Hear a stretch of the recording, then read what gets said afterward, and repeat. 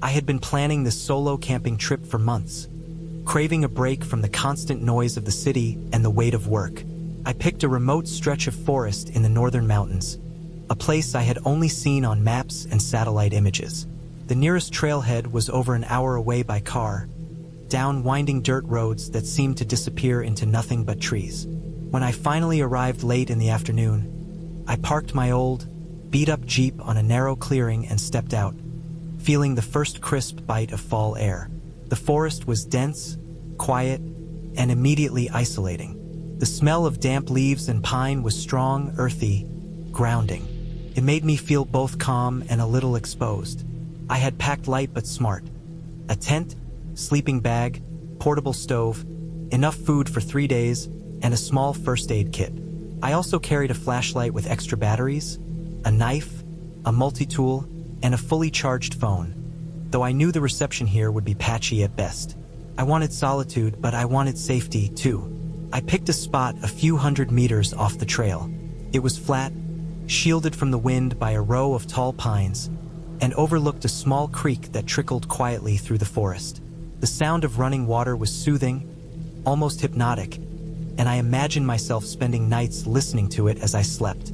I set up my tent slowly, checking every corner, hammering the stakes firmly into the ground. As I worked, the light began to fade, casting long shadows between the trees. The forest changed with the twilight. Colors muted into shades of gray, and the air grew colder. By the time I finished setting up camp, the sun was gone. Darkness fell fast in the mountains, and the forest became an unfamiliar, almost alien place. I lit a small campfire and cooked some beans and rice over it, the flames crackling and sending little sparks into the night sky. Sitting there, I felt a strange mixture of contentment and unease. Alone in the woods, every rustle of leaves sounded louder. Every snap of a twig seemed sharper. After eating, I cleaned up and extinguished the fire to avoid attracting wildlife. I crawled into my tent and zipped it closed. Outside, the wind picked up, causing the trees to creak and groan. I lay on my sleeping bag, listening to the forest, feeling the isolation press against me. Sleep came slowly. Around 2 a.m., I woke to a sound that immediately set my nerves on edge. A series of deliberate snaps, like someone stepping carefully on dry branches, echoed through the forest near my tent. My first thought was a deer or another animal, but the rhythm was too methodical, too human. I froze, straining to hear. The steps moved closer, then stopped, as if whoever it was had realized I was awake.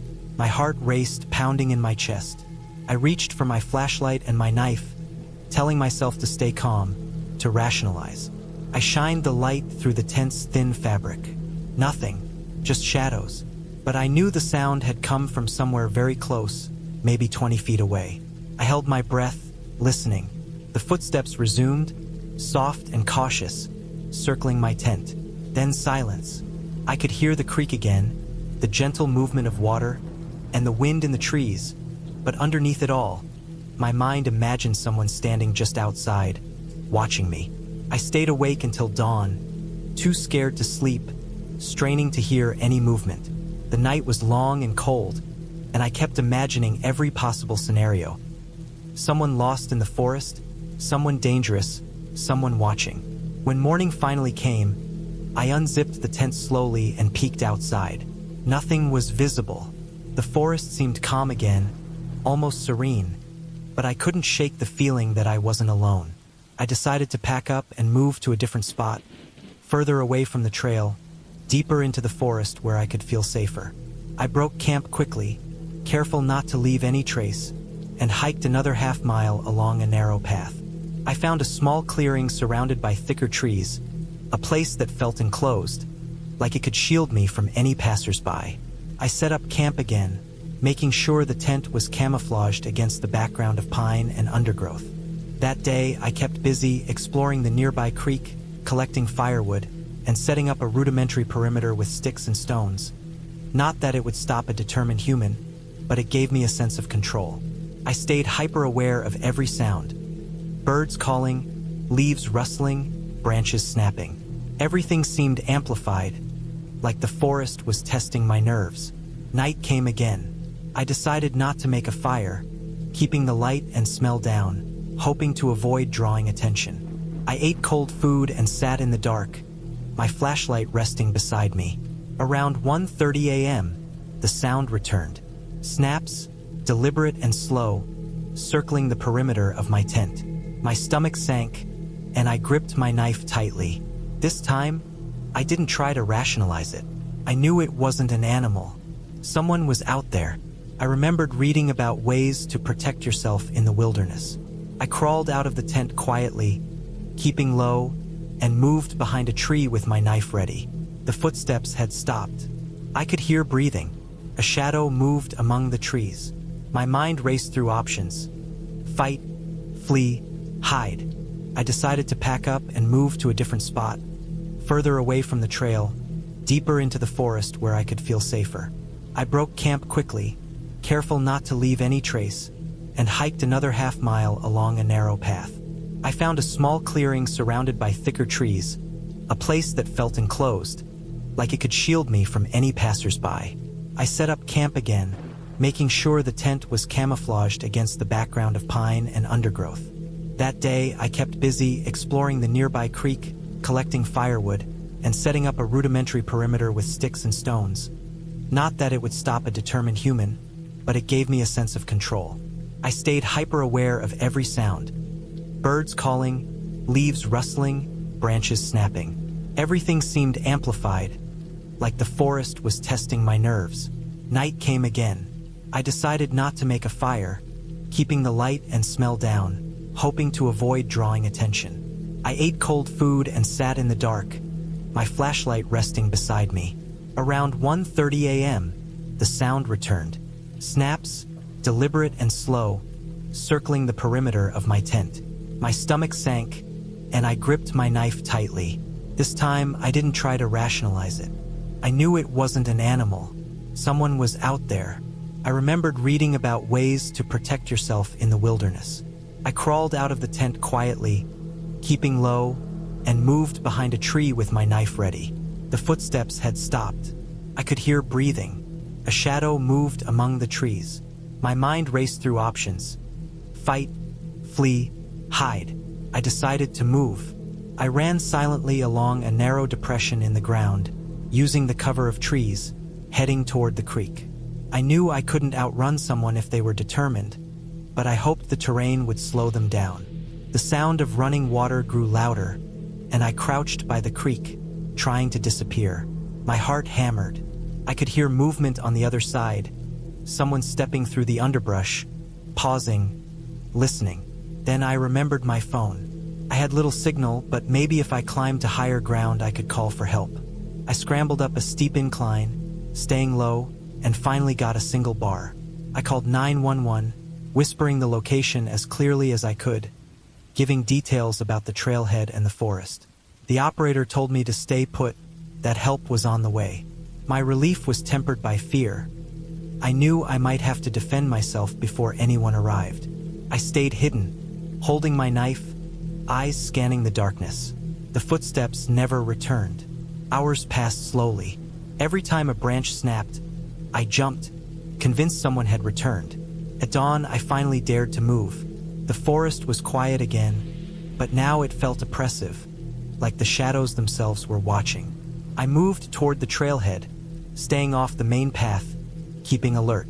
I reached my Jeep around mid-morning. The vehicle looked untouched, which was a relief, but I was exhausted and trembling. I drove slowly back to the main road, constantly checking mirrors and the road behind me, imagining someone following.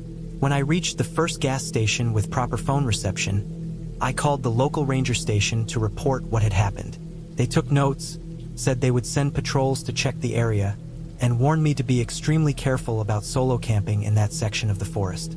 After that experience, I didn't camp alone for a long time. I went with friends, always sticking to well-traveled paths, always keeping someone else aware of my location. I learned to respect the forest not just for its beauty but for the unpredictability of other people in it. The sense of isolation that had drawn me, there was also the thing that made it dangerous. The experience stayed with me. I replayed every sound, every shadow, every decision I had made. I realized that fear in the forest wasn't about monsters or ghosts. It was about real, human unpredictability and the vulnerability of being alone in a place where no one could see or hear you. I learned to trust my instincts, to prepare for the worst, and to never underestimate the subtle signals that someone else might be near. Eventually, I returned to camping, but I chose locations carefully, sticking to areas with clear paths, other campers around, and cell coverage. I still loved the forest, still loved the quiet, but now I carried an awareness that I hadn't before. The memory of that night remained sharp. The snaps of footsteps, the feeling of being watched, the adrenaline pumping through me as I hid and planned my escape. It changed the way I approached solitude. I learned to balance the desire for isolation with the necessity of safety. I planned, I prepared, I stayed alert, and I never took the quiet of the forest for granted again. That night had been terrifying, but it taught me lessons that no book or guide ever could. The forest was beautiful, dangerous, and alive, not with supernatural forces, but with real human unpredictability and understanding that kept me alive.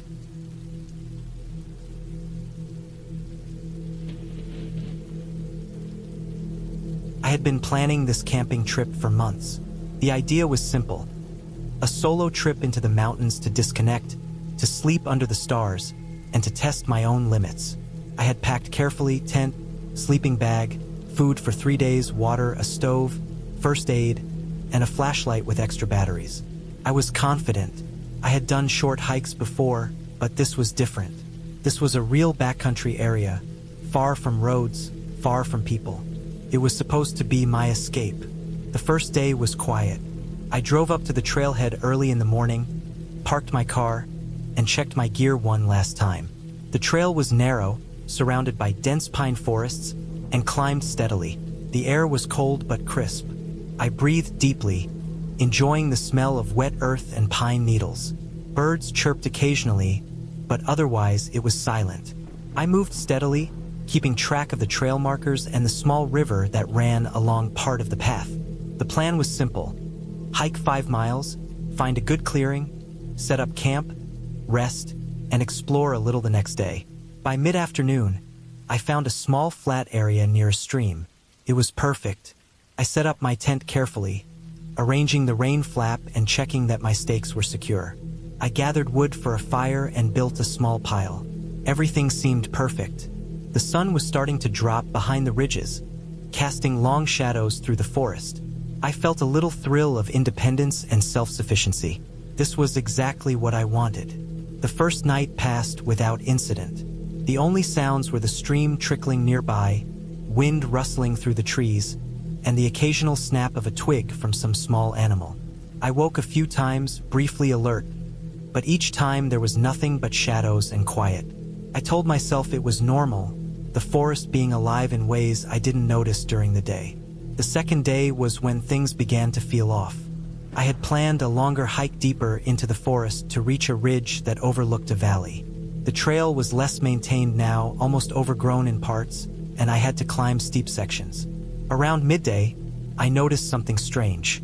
The trail markers I had relied on were missing, worn, or bent. I stopped and looked at my map, trying to match the curves of the trail to the terrain. Everything seemed slightly wrong. I chalked it up to fatigue and pressed on, but I couldn't shake a growing feeling of unease. By the late afternoon, I realized I had taken a wrong turn somewhere.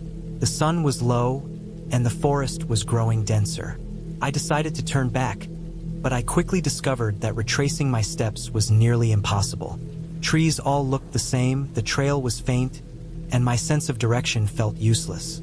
I tried to remain calm. I knew basic survival rules: stay put if you're lost, conserve energy, and think logically. I had plenty of water and some food, but the thought of spending a night here unsettled me. I began searching for a safe spot to camp. The terrain was uneven, full of fallen trees, rocks, and thick underbrush. I finally found a small clearing, barely big enough for my tent. I set it up quickly, double-checking the rain cover and tying down the stakes as best as I could on the rocky ground. My firewood was scarce, but I managed to gather enough small sticks to keep a small flame going. The sun had disappeared completely by the time I had finished. Darkness enveloped everything. That night, the forest felt different. Every sound was amplified: the wind, the rustle of leaves, the snap of twigs. Every shadow seemed sharper, closer. I lay in my tent, flashlight beside me, listening. Somewhere nearby, I heard a low growl. I froze. It was distant but clear. I convinced myself it was a coyote or a fox. Still, I kept my knife close and wrapped my sleeping bag tightly. The growl returned a few minutes later, closer this time, mixed with the heavy breathing of something I couldn't see. My stomach tightened. I whispered to myself that I was being paranoid, but the fear clung to me. Sleep came in fitful bursts. Every small noise jolted me awake. Around 2 a.m., the sound of twigs snapping made me sit up, heart racing. Something was moving outside. I grabbed my flashlight and unzipped the tent slowly. The beam cut through the darkness, landing on a large shape, too big to be a deer or coyote. A bear. It was rummaging through my small pile of firewood, sniffing the ground, sniffing the tent. I froze. I had read about bear encounters, about staying calm and making yourself look big, but I was cramped inside my tiny tent with only a knife. The bear moved slowly, sniffing closer to the tent. I remembered the advice. Don't make sudden moves, don't scream, stay still. It knocked over some of the wood with a heavy swipe of its paw. My heart pounded like a drum. Minutes passed. Hours, it seemed. Finally, it wandered back toward the trees, leaving me shaking and terrified. I stayed awake the rest of the night, flashlight in hand, every sound making me flinch. Morning came and I was exhausted. My plan was simple: leave this spot and find the trail back. I packed up my tent quickly, ate a little food, and tried to keep my mind focused. I marked the spot mentally to avoid it again. I followed the stream, hoping it would lead me to a familiar landmark. Hours passed. The forest was thick, the terrain uneven. My water was running low. The sun was high in the sky, but I felt trapped, each tree and rock making the landscape look the same. Then, around late afternoon, I stumbled into something I had not expected. A small dirt road, partially overgrown. My heart leapt. I followed it carefully, listening for any sounds of wildlife. The road eventually widened into a trail used for forestry vehicles. Finally, after another hour, I saw signs of human presence. Tire tracks, cut tree stumps, and later, a ranger station at the edge of the forest. I could see people moving in the distance. Relief washed over me like a flood. I walked toward them slowly, making sure to stay calm. Once I reached the ranger station, I explained my situation. They listened carefully, noted my approximate location, and checked that I was okay. I was dehydrated, scratched, and mentally drained, but otherwise unharmed. They offered water, food, and a place to rest. Sitting there, I realized how close I had been to serious danger. Not ghosts, not monsters, but real threats. Getting lost in unfamiliar terrain, exhaustion, wildlife. The fear I had felt was primal and real. The drive back home was quiet. I kept replaying every moment in my mind. The feeling of being lost, the suffocating darkness, the bear outside my tent, the helplessness of not knowing which way to go. But I also remembered the relief of finding the road, the sense of survival, the way my mind stayed alert and my body kept moving despite exhaustion. In the weeks that followed, I reflected on the experience. I realized how careful preparation mattered, but also how unpredictable nature could be. Even with knowledge, the forest could surprise you. I began reading more about backcountry survival, marking trails carefully, carrying extra supplies, and learning animal behavior. The fear never left completely, but it became a lesson rather than a memory of helplessness. I returned to camping eventually, but differently, more cautious, more respectful of the wilderness, more aware of the dangers hidden in quiet beauty. That trip stayed with me for years. Every time I tell the story, I focus not just on fear, but on the clear moments of problem-solving and awareness that kept me alive. Nature is beautiful, yes, but it is indifferent. It does not care about your plans or your confidence. It teaches, sometimes harshly, that preparation and attention are not optional. And as scary as it was, as close as I felt to losing control, I survived because I stayed alert, stayed calm, and adapted to the situation. The memory of that forest, the darkness, and the bear is still vivid, but now it carries respect instead of terror. I never went back to that exact trail, but the lesson stayed with me. I now understand the quiet danger of being alone in the wilderness, and I respect it deeply. That first real test in the mountains changed the way I camp, hike, and even think about solitude. It was terrifying, but I made it out safe, and that knowledge gave me a strange, powerful reassurance. I survived, and I carried the forest's lesson with me. Vigilance, preparation, and respect can turn fear into clarity.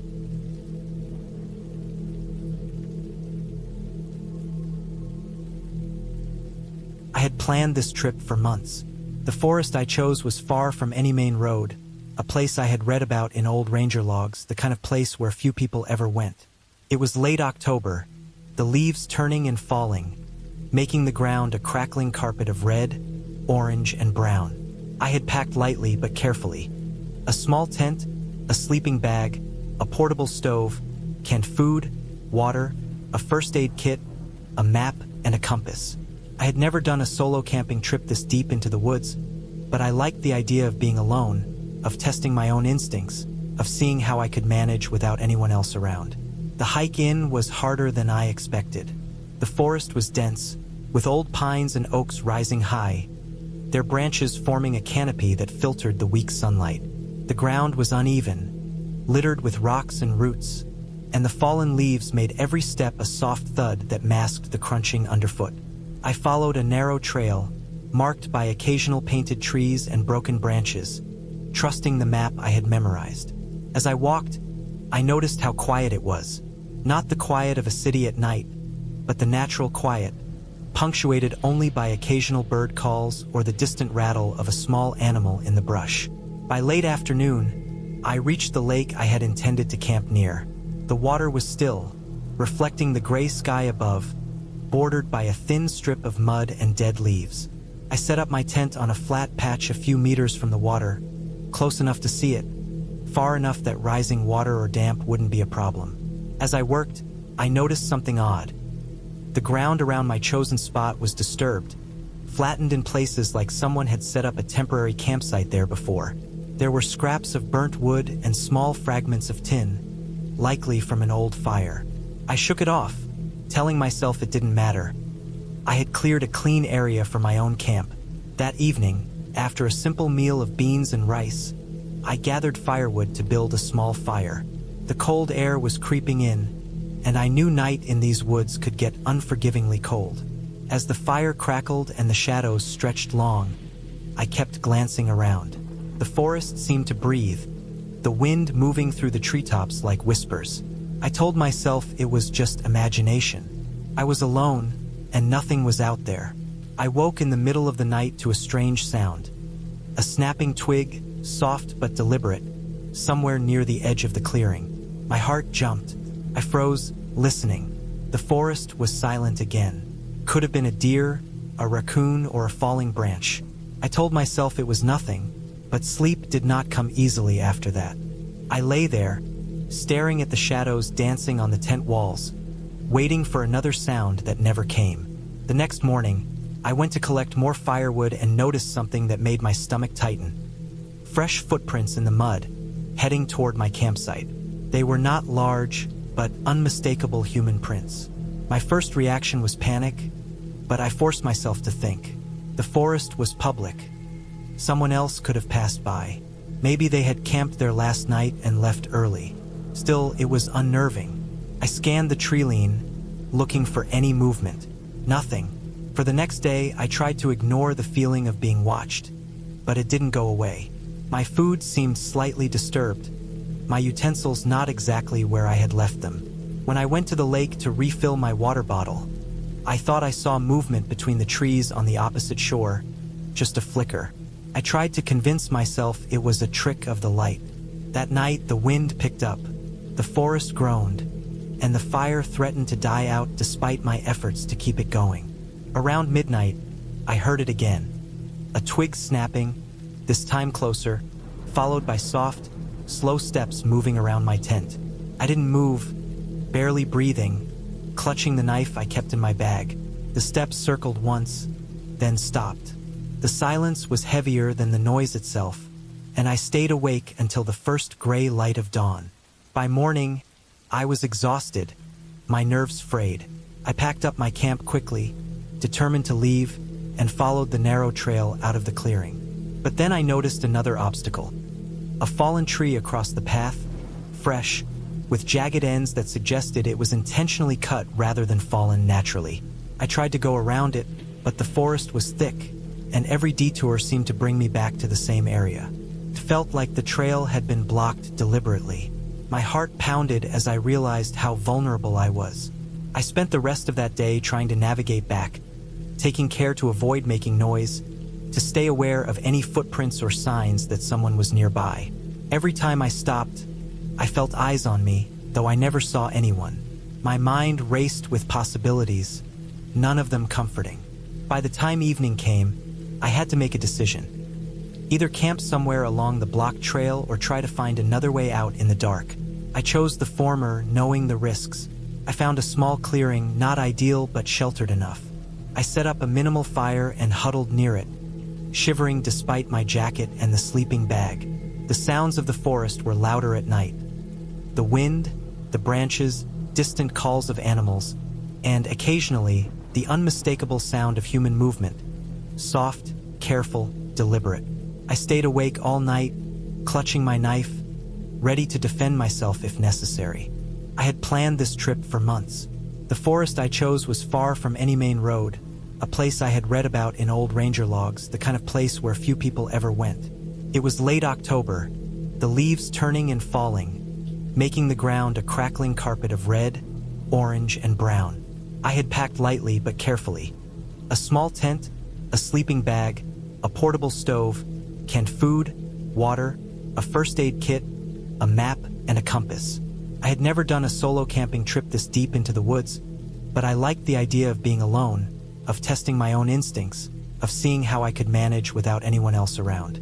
The hike in was harder than I expected. The forest was dense, with old pines and oaks rising high, their branches forming a canopy that filtered the weak sunlight.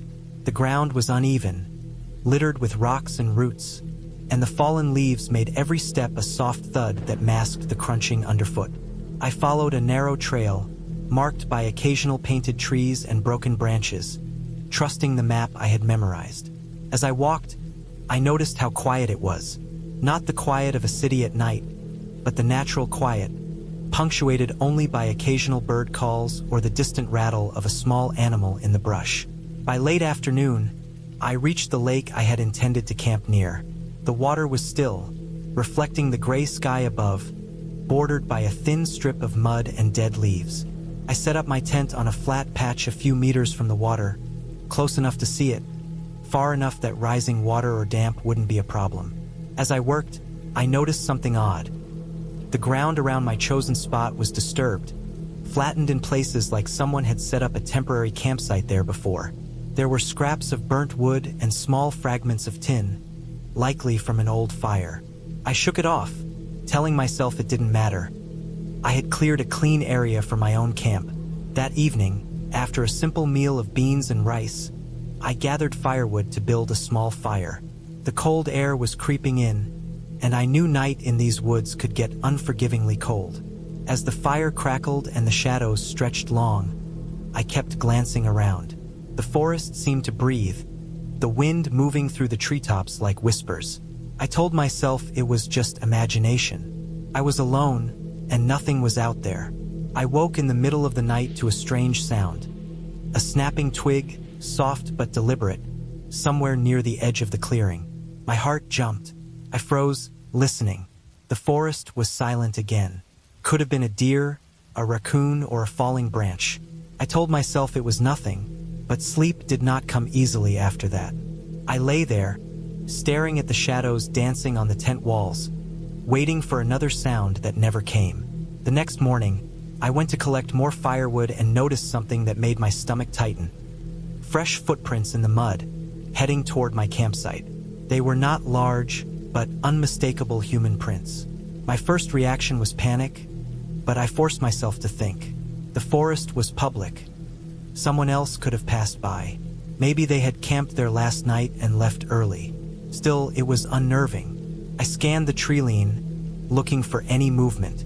Nothing. For the next day, I tried to ignore the feeling of being watched, but it didn't go away. My food seemed slightly disturbed, my utensils not exactly where I had left them. When I went to the lake to refill my water bottle, I thought I saw movement between the trees on the opposite shore, just a flicker. I tried to convince myself it was a trick of the light. That night, the wind picked up, the forest groaned, and the fire threatened to die out despite my efforts to keep it going. Around midnight, I heard it again. A twig snapping, this time closer, followed by soft, slow steps moving around my tent. I didn't move, barely breathing, clutching the knife I kept in my bag. The steps circled once, then stopped. The silence was heavier than the noise itself, and I stayed awake until the first gray light of dawn. By morning, I was exhausted, my nerves frayed. I packed up my camp quickly, determined to leave, and followed the narrow trail out of the clearing. But then I noticed another obstacle.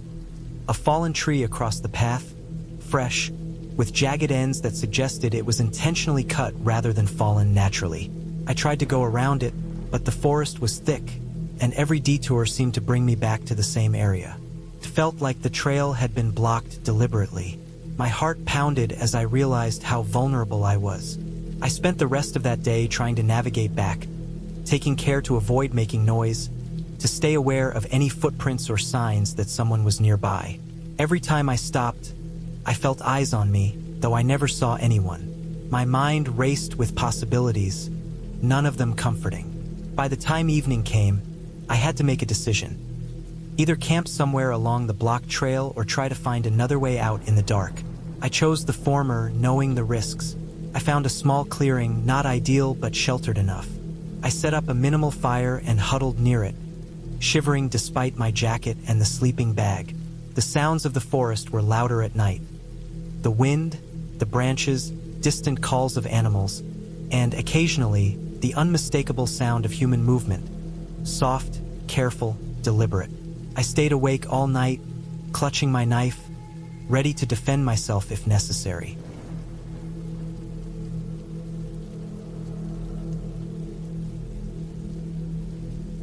I left the city early on a Friday morning, the back of my car packed with everything I needed for 3 quiet days in the mountains. I had been planning this solo camping trip for weeks, hoping for a break from everything. No noise, no people, no screens, just the cold air and quiet woods. I picked a spot deep inside a national forest, far from the usual campgrounds. It wasn't an official site, just a small clearing I had marked on a map months ago when I was scrolling through satellite images. It was next to a small stream, surrounded by pine trees, with enough flat ground for my tent. I wanted total isolation. The drive took about 5 hours. The highway slowly turned into narrow dirt roads, and then into rocky trails that barely looked like roads at all. My tires kicked up dust that hung behind me like a fog. By the time I reached the turnoff that led into the forest, the sun was high, and the sky was clear. I stopped once to fill my thermos, check my map, and stretch my legs. The silence hit me right away. No traffic, no voices, only the wind and the crunch of gravel when I stepped. When I finally parked near the trailhead, there was no one around. I checked my watch, 11:47 a.m. I had plenty of daylight left to hike to the clearing, which was about 1.5 miles in. I threw on my backpack, locked the car, and started walking down the narrow path with the stream somewhere off to my right. The woods were peaceful at first. Birds called from the trees, and sometimes I heard the distant sound of water moving over rocks. The air smelled clean, that sharp mix of pine, dirt, and cool air that you only get deep in the forest. I moved slowly, looking at everything. The deeper I went, the less I heard, and after about an hour, it felt like I was the only person in miles. When I reached the clearing, I stopped and looked around. It was even better than I expected. The space was flat, the ground covered in soft needles and leaves. The stream ran about 30 feet away, wide enough to hear the water moving steadily. I dropped my pack and started setting up the tent. I laid out the tarp first, hammered the stakes in, and then built a small ring of stones for a fire later that night. I moved slowly, taking my time, enjoying how quiet everything was. By the time I finished setting up camp, it was mid-afternoon. I boiled some water for noodles and sat against a log while I ate. I kept listening to the woods. The sound of the stream mixed with the faint movement of wind through branches. I didn't hear anything else, no planes, no cars, no voices. I liked that. I stretched my legs out and felt completely alone. After lunch, I decided to explore a little. I followed the stream uphill, just walking with no destination. I noticed how thick the forest was in some areas. You couldn't see more than 20 feet ahead. Fallen trees were scattered across the ground, and the light broke through in thin stripes. I kept walking until the terrain started to rise sharply, then turned back. That was when I noticed something strange. Across the stream, maybe 60 yards away, I saw a shape between the trees, straight lines like poles or fabric. I squinted and realized it was another tent, a dull green one, partly hidden by branches. It was far enough that I couldn't see any movement, but the color looked fresh, not faded like something left behind. Surprised me. I thought I was miles away from anyone. The area wasn't a common camping spot, and the path I took wasn't well marked. For a moment, I considered crossing the stream to check, but I decided against it. I wasn't here to socialize. I told myself that whoever it was probably felt the same way. I turned back to my camp, keeping that tent in my mind. When I got back, the sun was lower, and the light had turned gold through the trees. I collected some branches for a fire, broke them down, and built a small blaze inside the stone ring. The warmth felt good as the temperature dropped. I sat there for a while, watching the flames, eating a protein bar, and listening to the forest settle. As the light faded, I couldn't stop thinking about that other tent. It wasn't that I felt afraid, it was just strange. The forest was huge, yet someone had picked a spot not that far from mine. I wondered if they could see my fire from their side. I figured they probably could. When it got dark, I packed everything into my tent. I sat inside with my flashlight on, reading a book for a while. The sound of the stream was steady, calming. I turned the light off around 10 and lay back, listening. For the first half hour, all I heard was water and the occasional creak of branches. Then, sometime later, maybe close to midnight, I heard something else. It was faint at first, like a soft snapping sound. Not regular like footsteps, but close enough that it made me hold my breath. Came from the direction of the stream. I waited, thinking maybe it was just a raccoon or deer. The sound stopped. I told myself not to think much of it. But then it started again, this time closer. Another light crack, then silence. The hair on my arms stood up. I sat completely still, barely breathing, listening for anything else. After a while, I heard water splashing gently, something crossing the stream. Not fast, not loud, just slow, steady steps moving through it. Then silence again. I couldn't see anything outside. The forest was pitch black, and my tent walls glowed faintly from the moonlight. I reached for the knife I kept beside my sleeping bag and held it in my hand. I didn't unzip the tent. I just listened. For a few minutes, there was nothing. Then I heard a slow crunch, something stepping on dry leaves somewhere near my fire pit. My pulse started to race. I stayed still, trying to control my breathing. The footsteps stopped after a few seconds. I couldn't tell if the sound came closer or if it was just the wind tricking my ears. After what felt like 10 minutes, I didn't hear anything else. No footsteps, no movement. The forest went completely quiet again, too quiet. Eventually, I must have fallen asleep, still clutching the knife. When I woke up, sunlight was filtering through the tent walls. I unzipped the flap and stepped outside. The fire pit was cold, the ashes gray. Everything looked normal. I walked around slowly, checking the edges of camp. I didn't see any footprints, though the ground was covered in needles, which made it hard to tell. The only sound was the stream. I tried to shake it off, I told myself that animals can sound like people sometimes. I made coffee, ate a small breakfast, and sat for a while. Still, I kept glancing toward the trees across the stream. I couldn't see that other tent anymore, but I knew it was there. Around midday, I decided to hike farther up the ridge behind my camp. The climb was steep, but I wanted to see how far the forest went. I hiked for maybe 2 hours, stopping often to catch my breath and drink water. From the top, I could see miles of forest, endless green stretching into the distance. I saw no roads, no trails, nothing man-made. I liked the view, but it also made me realize how far from help I was. When I came back down, I noticed something that made me stop. Near the edge of the clearing, about 20 feet from my tent, there was a stick planted upright in the ground. It was thin, about 3 feet tall, freshly broken at the top. I knew for certain it hadn't been there before I left. I stared at it for a long time. It didn't look like an accident. Someone had pushed it into the ground on purpose. I walked around it slowly, looking for footprints, but the ground didn't show much. I couldn't figure out what it meant or why someone would bother. I thought again about the other camper. Maybe they had come through while I was gone, maybe as some kind of signal or prank. It made me uneasy. I pulled the stick out, tossed it aside, and went back to camp. That night, I didn't make a fire. I ate a cold meal inside my tent, zipped everything up, and kept my flashlight ready. I didn't want to draw attention with the light of a fire.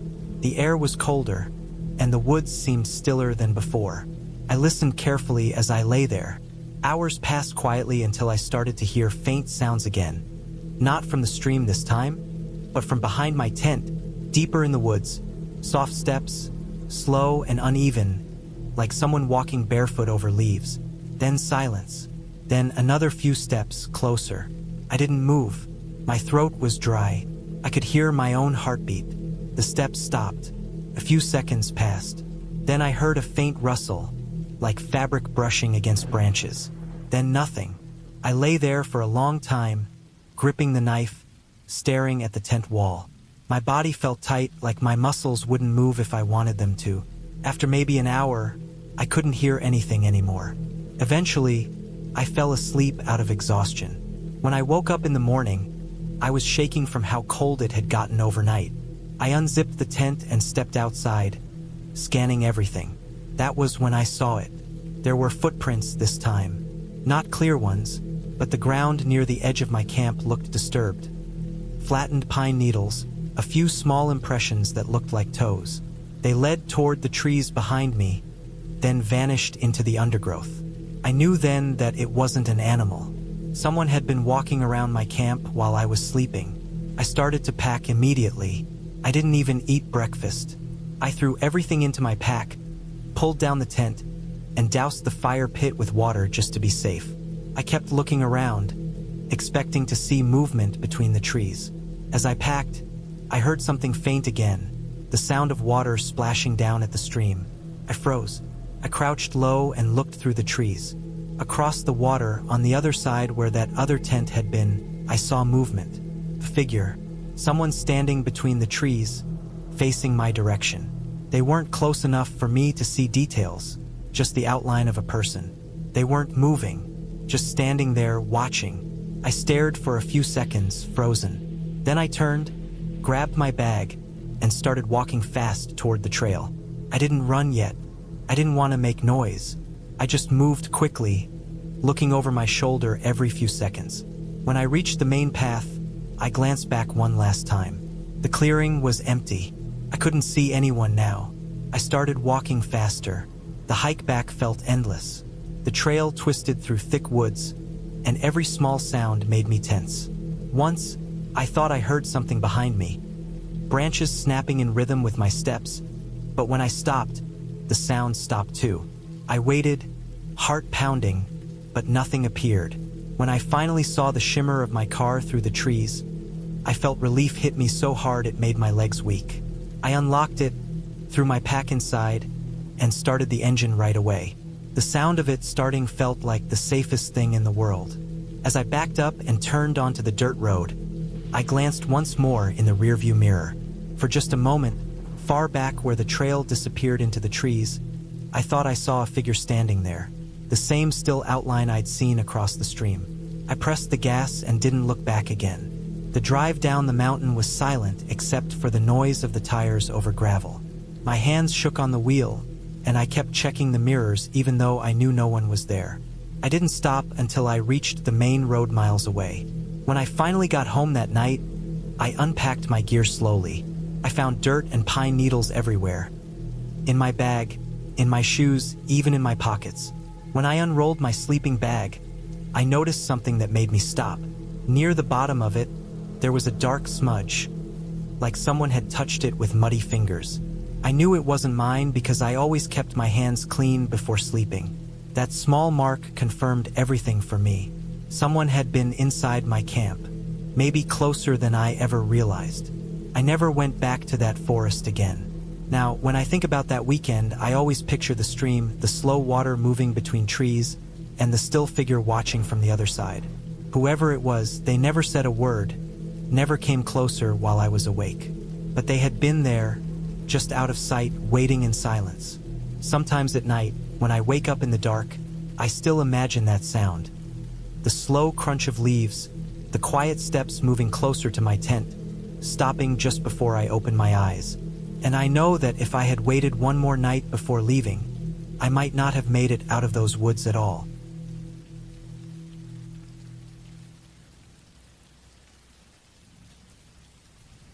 I had been planning the camping trip for months, meticulously choosing the location deep in the forest, far from any roads or towns. I wanted solitude, a complete escape from the city, the endless noise, and the sense that life was rushing past without pause. The idea of being surrounded by nothing but trees, rocks, and the distant hum of wildlife had always felt soothing in theory. I imagined the quiet nights, the crackling of a small fire, the smell of pine and damp earth, and the satisfaction of cooking my own meals over a flame. But the reality, once I arrived, was far different. I started early in the morning, leaving my car at the edge of a narrow dirt path that led deeper into the forest. The air was crisp, the kind of early autumn cold that nips at your fingers and face and makes you grateful for a thick jacket. I carried a large backpack with all the essentials: tent, sleeping bag, food, water, a first aid kit, extra clothes, and a small flashlight with extra batteries. I also had a folding knife strapped to my belt, more out of habit than expectation. The forest was dense, trees standing so close together that sunlight barely touched the forest floor. Moss covered the rocks, and fallen leaves created a muted carpet underfoot. The path soon disappeared, and I had to navigate carefully between roots and uneven ground. As I moved further in, I noticed how quiet the forest really was. There were birds, yes, and distant insect calls, but the usual chatter I expected from a forest alive with life was subdued, almost absent. Occasionally, I would hear the snap of a twig under my own boots, and it startled me each time. I passed a stream that glistened under the sporadic sunlight filtering through the canopy, and I paused for a moment to drink some water from my bottle. The clarity of the air and water felt clean, invigorating, but also slightly eerie. I found a clearing after a few hours, and it seemed perfect for setting up camp. It was large enough for my tent, with a flat surface that was mostly free of rocks and roots. Around the clearing, the trees formed a kind of natural barrier, blocking the view beyond and giving a sense of isolation that I had been craving. I unpacked my gear carefully, staking my tent and laying out my sleeping bag. I also collected firewood, splitting the larger pieces into manageable sizes. The act of preparing the camp was meditative, and I felt a small sense of accomplishment as the fire pit was ready, surrounded by a neat circle of stones I had arranged myself. The first night fell quickly. Darkness descended with a speed that always surprises me in forests. Once the sun dipped below the horizon, the air cooled rapidly, and the forest transformed. Shadows deepened, and the small noises, rustling leaves, distant animal calls, became more pronounced. I lit a fire, the flames crackling and throwing warm light across the clearing. I ate a simple meal of canned beans and rice, feeling the exhaustion of the day settle into my body. But then I began to notice it, sounds that didn't belong. At first, I told myself it was just the forest, The wind moving through the trees, small animals scurrying, maybe a deer brushing past a bush. But the noises became more deliberate. Footsteps, soft but deliberate, crunching leaves and snapping twigs. They didn't follow the natural rhythm of the forest. They had purpose. I froze, listening. The sounds moved around the perimeter of my clearing, circling silently at first. I tried to tell myself it was my imagination, that solitude amplifies fear, but my gut told me otherwise. I reached for my flashlight and swept the beam through the trees. Nothing. The forest stared back at me, indifferent and still. The fire offered some comfort, but the shadows beyond were unnerving. Every time a branch broke, I flinched, my pulse racing. I sat in silence, clutching my knife, trying to remain calm. Hours passed, or it might have been minutes. Time feels distorted in such isolation. The footsteps eventually stopped, leaving only the ambient sounds of the forest. My tension eased slightly, but sleep was impossible. Morning brought relief, though it was accompanied by a lingering unease. I explored the nearby area carefully, scanning for any signs of human presence. There were no footprints that matched mine, no discarded items, nothing. The forest seemed normal again, almost mundane, yet the memory of the previous night's sounds lingered. I decided to stay alert, moving only when necessary, keeping my knife and flashlight within reach. Over the next day, I attempted to relax, gathering more firewood, mapping a small area around the clearing, and even taking notes on the plants and tracks I could find. But the sense of being watched persisted. Shadows seemed to linger longer than they should. Birds and small animals avoided the clearing, giving the impression that something larger might be moving unseen. I tried to rationalize everything: deer, wolves, bears, but something about the pattern of the sounds didn't fit. It was deliberate, intentional, human. The second night was worse. The footsteps returned, slower this time, more calculated. I didn't move, holding my breath, watching the firelight dance. Occasionally, I thought I saw movement just beyond the trees, a shadow detaching itself from the darkness and blending back in. I considered packing up and leaving immediately, but the thought of navigating the forest in total darkness terrified me. The safest option seemed to be staying put, maintaining the camp until first light. I kept my fire burning higher than usual, creating a barrier of light and warmth. Sleep was again impossible. I sat in a crouched position near the fire, gripping my knife, my ears straining for any hint of movement. The footsteps circled again, sometimes approaching, sometimes retreating. At one point, I thought I heard a soft laugh, muffled and distant, but it was gone before I could identify it. My mind raced with possibilities. A hunter, someone lost, or worse, someone intent on causing harm. Fear turned into hyper-awareness. Every snap, every rustle was amplified in my imagination. At first light, I decided to move. I didn't want to wait another night. I packed my gear silently, careful not to make unnecessary noise. I chose a route along the stream I had crossed the day before, thinking it might lead me to a more open area or eventually back to a road. The forest was deceptively challenging. The underbrush was thick, roots tangled, and the stream created slick, moss-covered stones that threatened to send me sprawling with every step. My heart rate remained elevated, fueled by the lingering fear from the night. Hours passed. The forest remained quiet now, but the fear didn't dissipate. I kept my knife ready and flashlight in hand, scanning constantly. I noticed subtle signs that someone had been following me the previous night. Broken branches, displaced leaves, small disturbances that I hadn't caused. The thought was chilling. Whoever it was had been patient, deliberate, and cautious. My earlier assumptions about wildlife seemed less likely. This was human. By midday, exhaustion and hunger forced me to stop for a brief rest.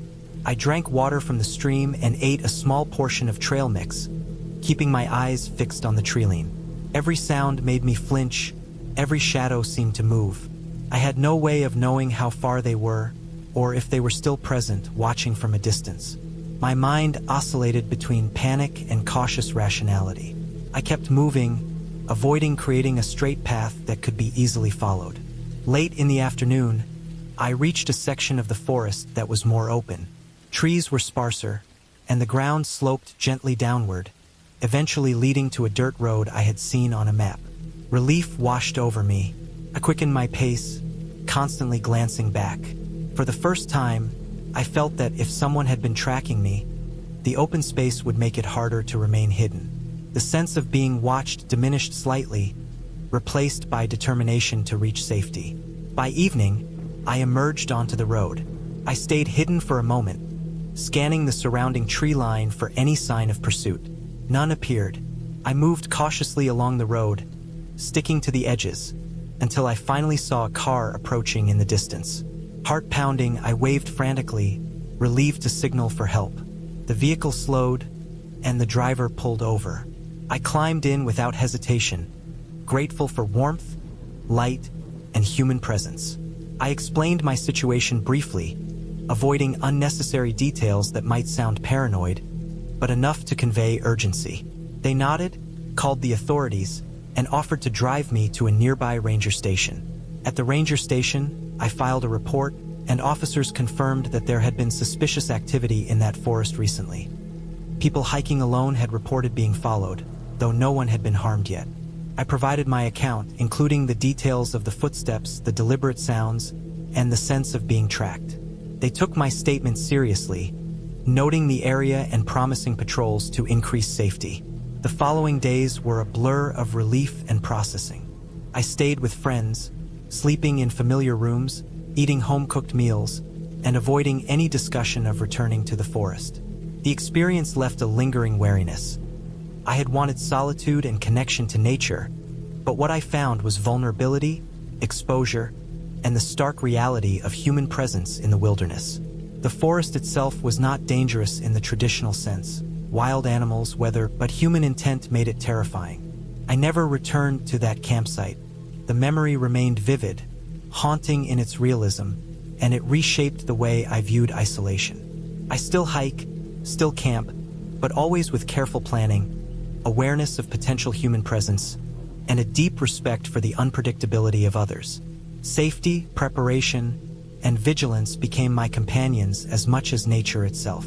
I learned that the forest is indifferent, but humans are not, and that lesson stayed with me far longer than the fear of falling in darkness or the cold. In the end, the story has a clear conclusion. I survived because I remained cautious, patient, and observant. I avoided confrontation, relied on preparation, and took the first opportunity to return to populated areas. The forest returned to its normal rhythm behind me, silent and undisturbed, while I carried the memory, careful not to repeat the mistakes that could have been fatal. Survival, in this case, was not a battle against nature, but a test of awareness, decision-making, and the ability to remain calm under unrelenting tension. That understanding and the relief of finally reaching safety formed the ending of my experience. One of clarity, self-preservation, and respect for the unpredictability of both wilderness and human presence.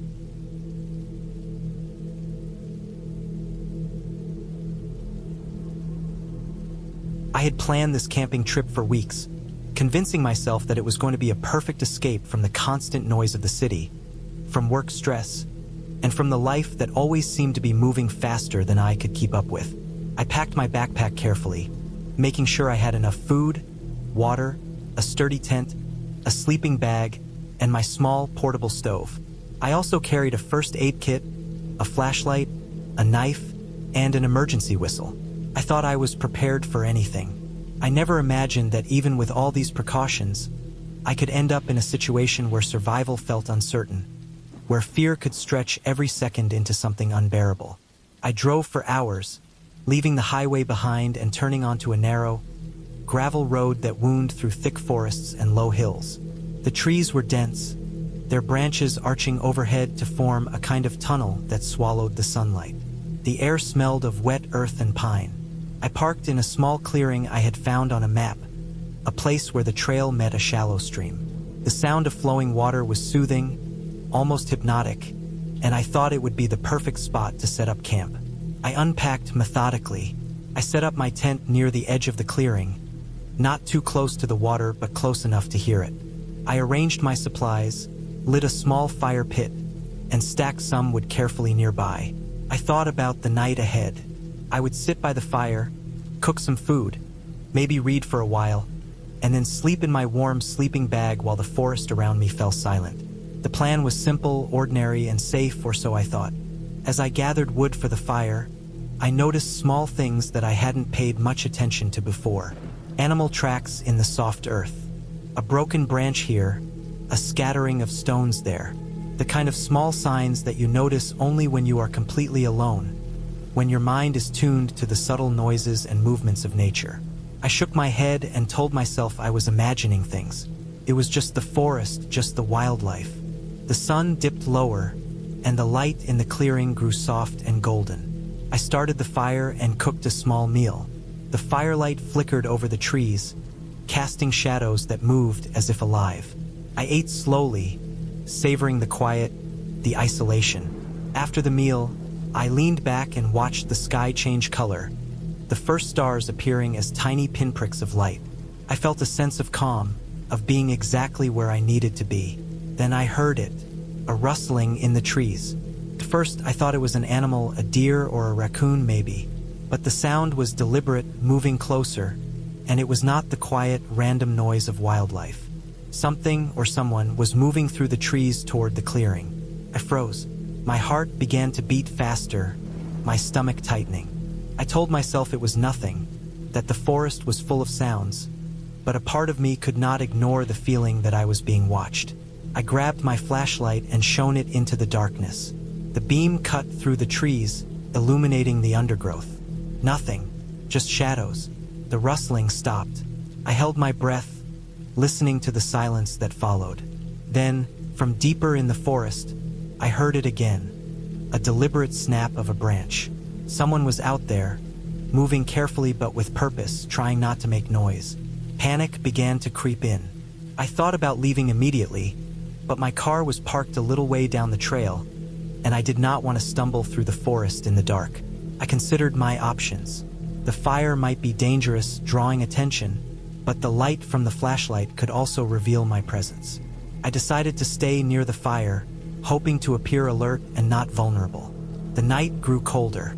The fire crackled, throwing long shadows across the clearing. I tried to calm myself, telling myself it was probably a hiker, maybe someone lost. But the thought that I was alone, truly alone, and that someone could be watching me, made my skin crawl. I kept my knife close, my flashlight ready, and my eyes scanning the tree line. Every sound, every movement, set my nerves on edge. Hours passed. The forest seemed endless, a living thing that surrounded me on all sides. I saw glimpses of movement, something moving quickly between the trees, disappearing before I could focus on it. I tried to keep track of it, but the shadows and the firelight made it impossible to tell what was real. My mind began to imagine shapes, figures, all the things that could be out there. I knew fear was making my imagination exaggerate, but the instinct to survive was stronger than reason. At one point, I noticed that the fire had burned lower. I added more wood, trying to make it last longer, to keep myself warm and to keep some light around me. The movement in the trees had stopped. For a moment, I allowed myself to believe that I was safe, but the silence was heavier than the noises before, and I knew that it could mean someone was waiting, watching, biding their time. I realized that my first priority was to secure my position. I moved my backpack closer, putting it between myself and the tree line. I arranged the knife and flashlight in easy reach. Every sound, the wind in the branches, the crackle of the fire, the distant call of a bird, made me flinch. Sleep was impossible. My mind raced, thinking about what I would do if someone stepped into the clearing, if they tried to take my supplies, or worse. The hours stretched on. I rationed my water and food carefully, knowing that I could not afford to waste energy. I watched the forest, every shadow, every movement. The adrenaline and fear kept me alert, but exhaustion was starting to press down on me. My hands ached from holding the flashlight, my legs stiff from sitting too long. My mind wandered to the practicalities. The car, the road, leaving as soon as there was enough light. I tried to plan an escape, mapping the trail in my head, considering how quickly I could move if I had to. Around midnight, I heard a sound that made me freeze completely. Footsteps, very deliberate, moving slowly toward me. Not the quick, random noises of animals, but heavy, cautious steps on the earth. I held my breath and strained to listen. The sound stopped, then moved slightly to the side, as if someone was circling the clearing, trying to find a way in without being seen. I considered my options again. I could leave immediately, but moving through the forest in the dark was dangerous. Falling, twisting an ankle, getting lost, it could be worse than waiting. I decided to stay, hoping that the person would not come too close. I checked my knife, made sure the whistle was in my pocket, and tried to remain calm. My heart was pounding, every muscle tense, ready to react. Time passed in long, torturous stretches. The fire burned down to embers, giving me only a faint glow. The footsteps had stopped for a while, but the tension never left. Every shadow could hide someone, every rustle could mean danger. I did not dare make a sound. I barely dared move. I told myself over and over that I would survive, that fear was natural, that I had to stay alert. As dawn began to break, the first light of morning filtered through the trees. I saw the shadows shrink, the forest slowly revealing itself in muted colors. The movement I had feared all night seemed to vanish. I stayed vigilant, but the tension began to ease slightly. The person or animal that had been watching me had disappeared, or maybe they had never been there. The fear of the night began to transform into relief, tempered by exhaustion. I waited until the sun was fully up before moving. I packed up the tent, gathered my supplies, and kept my eyes on the forest, scanning for any sign of movement. The forest was alive with birdsong and small animals now, the ordinary noises of nature returning. The fear that had dominated the night was still there, a residual caution, but it was manageable. I made my way carefully down the trail, alert but calmer. Every step felt like progress, every bend in the path bringing me closer to the road and my car. I did not run, did not panic. I moved steadily, using the sun as a guide, keeping track of landmarks, listening to the sounds around me. When I finally reached the gravel road and saw my car, relief washed over me. I locked the doors immediately, took a moment to breathe, and realized that the forest had been both terrifying and humbling. I had survived, and I had learned to respect the power of fear, the reality of being alone in the wilderness, and the importance of preparation. I drove away slowly, glancing in the rearview mirror at the trees that had been my prison for a night. I felt exhausted, mentally and physically drained, but alive. The memory of that night stayed with me. The fear, the adrenaline, the sense of being hunted, even if it was just the forest itself or someone unseen. It changed the way I thought about being alone, about safety, about the fine line between adventure and danger. When I finally got home, I unpacked my supplies, washed off the grime and sweat, and sat quietly for a long time. I thought about the forest, about the night, about every sound and shadow. I knew I would go camping again someday, but I also knew I would never forget that night, the night when fear felt so real, so immediate, and yet I had made it through. I had faced the unknown, stayed alert, survived, and come back with a story that would always remind me of the fragility of safety and the strength that comes from staying calm and prepared in the face of real danger. I had planned the camping trip for weeks. I wanted to get away from the noise of the city, the constant buzz of notifications, and the crowded streets. I chose a remote forest in the mountains, a place I had found on an old hiking forum. It was supposed to be beautiful, untouched, and completely isolated. The idea of being alone in nature, surrounded by towering pines and the smell of damp earth, was exactly what I needed. I packed carefully: a sturdy tent, a sleeping bag rated for low temperatures, a backpack with enough food for 3 days, a first aid kit, a flashlight, extra batteries, a map, and a compass. I also carried a small axe, a folding shovel, and a multi-tool. I thought I was prepared for anything. The drive to the trailhead was long, winding through narrow mountain roads that clung to the side of cliffs. By the time I arrived, the sun was just starting to set, casting long shadows across the forest floor. I parked my car, double-checked my pack, and started the hike. The first part of the trail was gentle, a wide dirt path lined with tall, straight pines. The air was crisp, with a faint smell of wet leaves. Birds chirped in the distance, and I felt a strange sense of calm. After about 2 hours of hiking, the path narrowed and became steeper.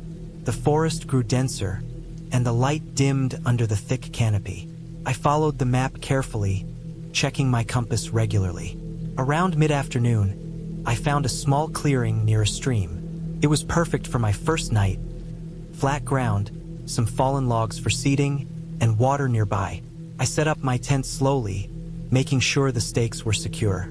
I gathered some dry twigs and small branches for a fire, then unpacked my food. I had brought a small portable stove and enough dehydrated meals to last the trip. After setting up camp, I felt a sense of accomplishment. I had made it here without any problems, and the area was beautiful in the fading light. I spent the evening chopping wood for a fire and collecting more dry twigs. The sun disappeared quickly behind the mountains, and the temperature dropped sharply.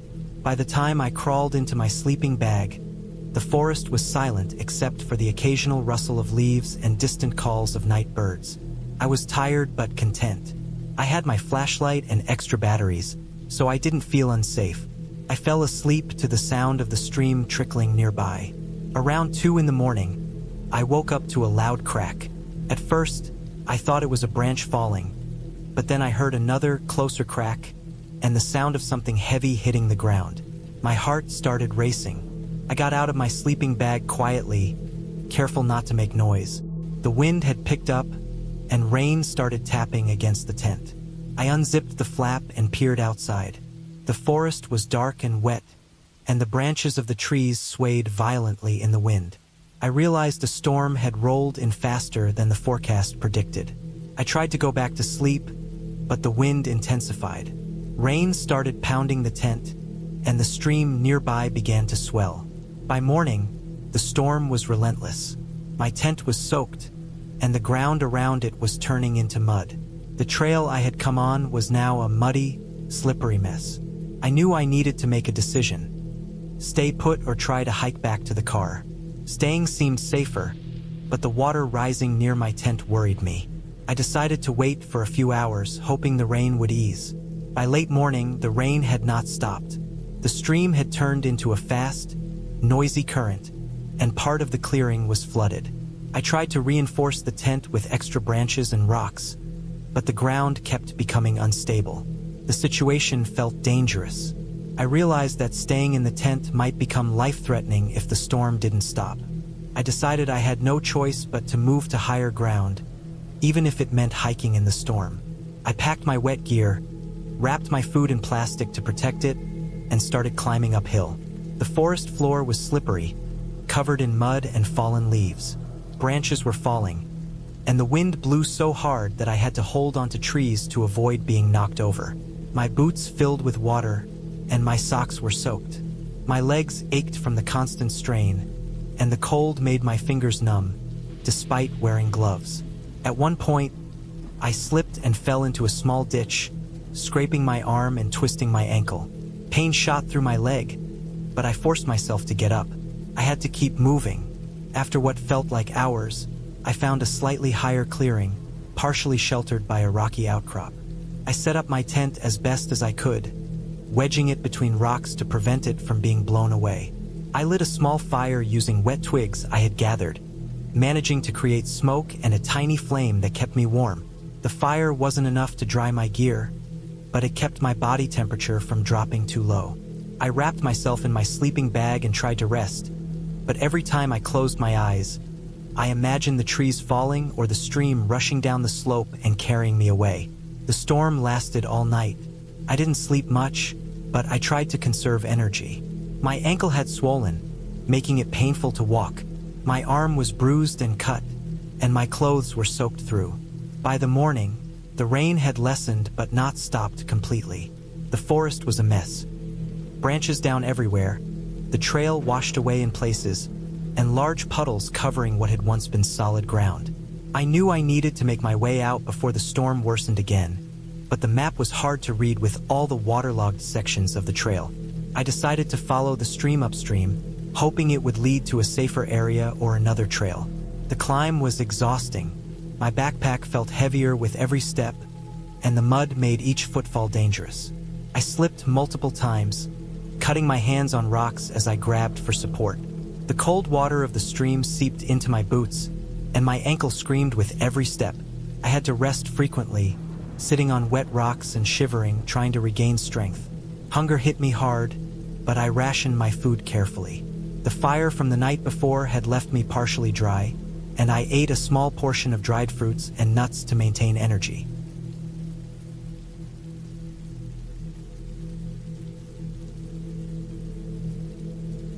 Hours passed. The stream led me through thick underbrush, fallen trees, and uneven terrain. At one point, the slope became so steep that I had to descend sideways, using my hands to balance on rocks and roots. One wrong move could have meant sliding down into the stream. My arms and legs were scratched and bleeding in several places, but the thought of giving up was not an option. I kept repeating to myself that I had to survive, that I had to reach the trailhead or some sign of civilization. By late afternoon, I spotted something in the distance, a small dirt path cutting through the forest. I couldn't believe it at first, thinking it was a mirage after hours of exhaustion. But as I got closer, I realized it was part of the main trail. Relief flooded me, mixed with exhaustion and pain. I tried to move faster, despite the swelling in my ankle, and finally reached the main trail. It was still muddy, but it was a known route. I followed it cautiously, taking breaks whenever my ankle or legs hurt too much. The sun was setting when I saw the headlights of a car in the distance. My heart raced. I shouted, even though no one could hear me over the wind and distant rumble of water. The car stopped near a small parking area.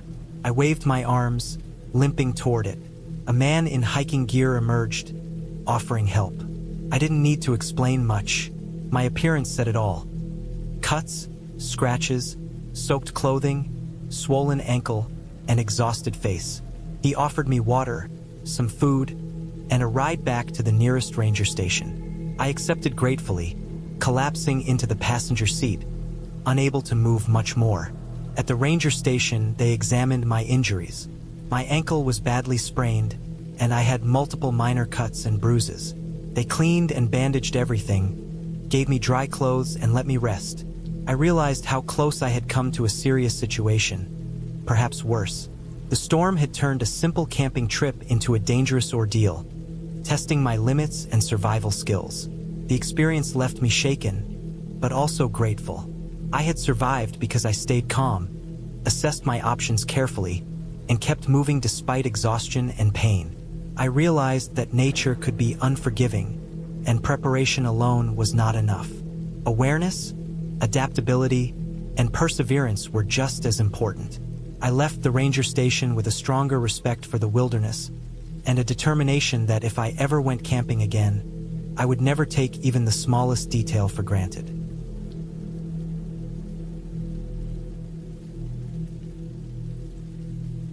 I had always loved the quiet of the forest, the kind of quiet that presses against your ears, where every crack of a branch, every whisper of wind, feels amplified. I like to go alone sometimes, just to feel that weight of silence and the slow rhythm of the trees. That weekend, I had planned a short camping trip in a section of national forest that I had never explored before. It was late October, and the air was crisp, filled with the smell of wet leaves and pine. The forest floor was slippery with fallen leaves, and the streams ran with an urgent rush from recent rains. I arrived at the trailhead just as the sun was starting to dip behind the hills, painting the sky in oranges and dull purples. I parked my car, double-checked my pack, and started walking. I had my tent, sleeping bag, cooking gear, a first aid kit, extra clothing, and enough food for 2 nights. I wanted to keep it simple, but I also knew better than to go unprepared. The trail was narrow and winding, and the forest grew thicker the further I walked. After an hour, I reached a small clearing that seemed perfect for setting up camp. It was high on a slight rise with a view of a valley below. The ground was soft but even, and the trees around offered some shelter from the wind. I started setting up my tent, taking extra care to secure the stakes in the damp soil. The sky was darkening fast, and the forest already seemed quieter than it had been on the trail. I built a small fire with dry twigs and pine cones I found around the clearing. The fire's glow spread across the clearing, and I could see the outlines of the trees flickering against the darkness. I ate a simple dinner of canned beans and some bread, washing it down with cold water from my canteen. As I finished, I noticed a sudden change in the air. The wind picked up slightly, carrying with it the smell of wet earth and something else. Something sharp, almost metallic. I couldn't place it, and I tried to shake the feeling off. I decided to go for a short walk around the clearing to stretch my legs before nightfall. The forest felt completely different in the dim light. Shadows stretched long and strange, and the noises of the day, birds, rustling leaves, insects, had mostly disappeared. Now every snap of a twig sounded too loud. I saw nothing but the dark shapes of trees, some of them massive and gnarled. I felt my heart rate increase slightly, but I told myself it was just the normal anxiety of being alone in the forest. As I was turning back to the clearing, I noticed something that made me stop. There were footprints in the damp soil. At first, I thought they were animal tracks, but then I realized they were human. They were too large to be a child's and too deep to be just someone walking lightly through the forest. They were fresh, the soil not yet dried around them. My stomach tightened. I had not seen another person on the trail. The footprints seemed to approach my clearing, but then veered away slightly. I watched for a few minutes, straining to see if there was anyone in the trees, but I saw nothing. I decided to return to my tent and not think about it. Night fell completely, and the forest turned into a solid wall of darkness beyond the reach of my fire. I crawled into my sleeping bag, trying to ignore the feeling of eyes on me. The fire cracked and popped, sending small sparks into the air. I told myself I was just imagining things, that humans didn't normally lurk in these parts, and that the footprints could have been from hikers earlier in the day. But my mind would not rest. Every sound, the rustle of leaves, the snapping of twigs, the distant rush of a stream, made me tense. I kept my flashlight close, my knife within reach, and my phone on my chest, though I knew I had no signal. Around midnight, I heard it, a low, steady snapping of branches, coming closer, then pausing. I froze, my breath shallow. It wasn't fast, like an animal running, but deliberate, like someone moving carefully through the underbrush. My fire had burned low, and the flicker barely reached the edges of the clearing. I strained to see, listening to the noises. The sounds stopped after a few moments. I could hear my own heartbeat in the silence. Then, faintly, I heard it again, a dragging noise, like something being pulled across the forest floor. I sat up slowly, my flashlight trembling in my hand as I aimed it toward the sound. The beam cut through the darkness, but I saw nothing. My mind raced. Could it be an animal? A bear? But the sound didn't match anything I knew. And why would an animal drag something so carefully? My stomach churned. I stayed awake, clutching my flashlight, and kept the fire alive with small twigs, the light trembling in the shadows. Hours passed in tense, broken sleep. I tried to keep my mind busy, counting the stars, listening to the forest, making mental notes of the paths I would take in the morning. By dawn, the sounds had stopped. The forest returned to the usual noises of birds and rustling leaves. I breathed a sigh of relief and decided to pack up quickly. My nerves were raw, and I wanted to leave the area as soon as possible. As I broke camp and rolled up my tent, I noticed something that made my stomach drop. My fire pit had been disturbed. The stones were moved slightly, and there were marks in the ashes, like something heavy had been dragged through it. My food bag had been opened, though nothing was missing. The footprints around the clearing were more numerous than I remembered. Someone or something had spent the night there. I did not stop to investigate. I packed the rest of my gear hastily, keeping my knife and flashlight ready, and started down the trail. I moved quickly but carefully, listening for any sounds. I avoided walking off the path, staying alert to every shadow and movement. After about an hour, I came to a fork in the trail. One path seemed well-trodden, leading downhill toward a road I knew from a map. The other path was narrower, more overgrown, heading deeper into the forest. My gut told me to stick to the familiar path, but a sudden, almost irrational fear of being followed made me hesitate. I chose the familiar path. I did not look back. The forest closed around me as the sun climbed higher and the shadows shortened. My pace was steady, my senses alert.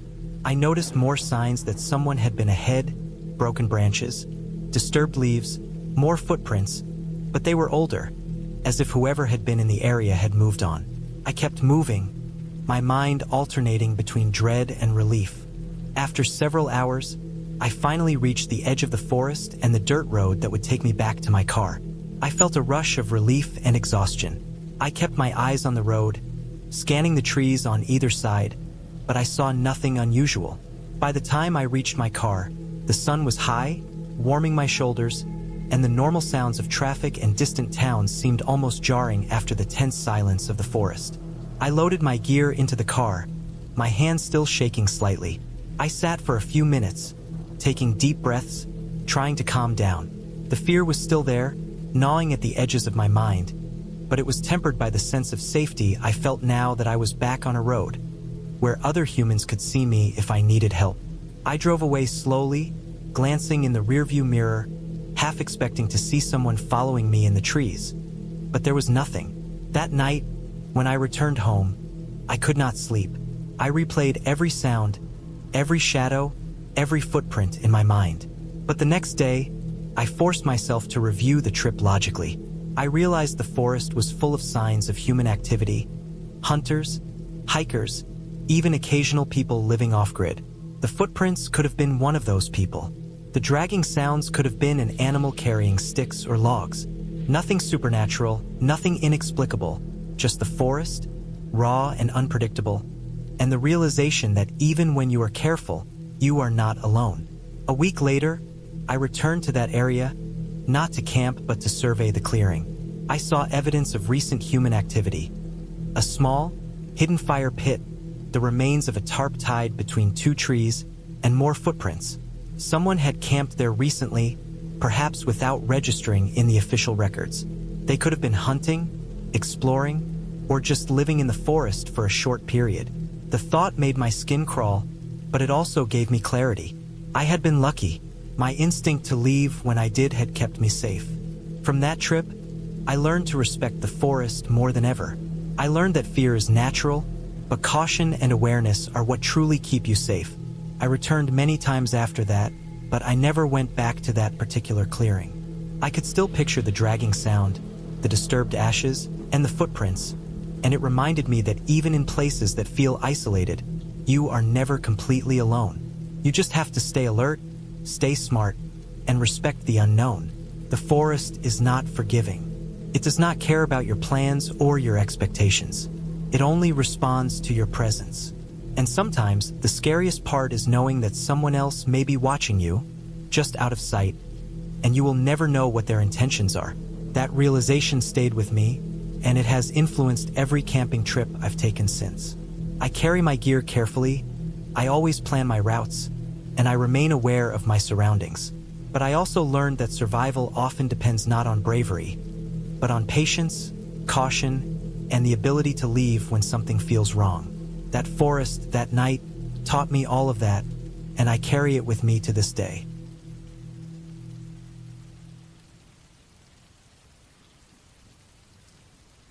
I had been planning this camping trip for months, hoping to escape the constant noise of the city and lose myself in the quiet of the forest.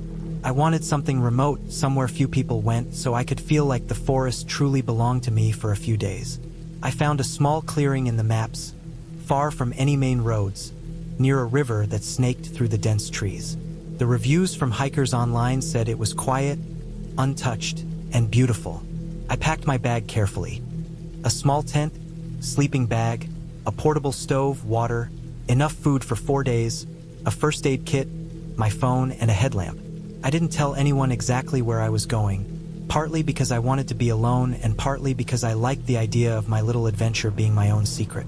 The drive there was long, twisting through narrow roads that often became little more than dirt tracks.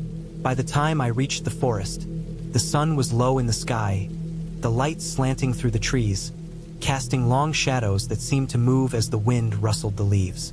I parked the car and took a deep breath, feeling the weight of everything behind me begin to lift. There was something about the air there, heavier with the smell of damp earth and pine, that felt both comforting and strange. The hike to the clearing was harder than I expected. The path wasn't really a path at all in places. I had to push through thick undergrowth, duck under low branches, and step over fallen logs slick with moss. My legs ached quickly, and my backpack felt heavier than it had in the car.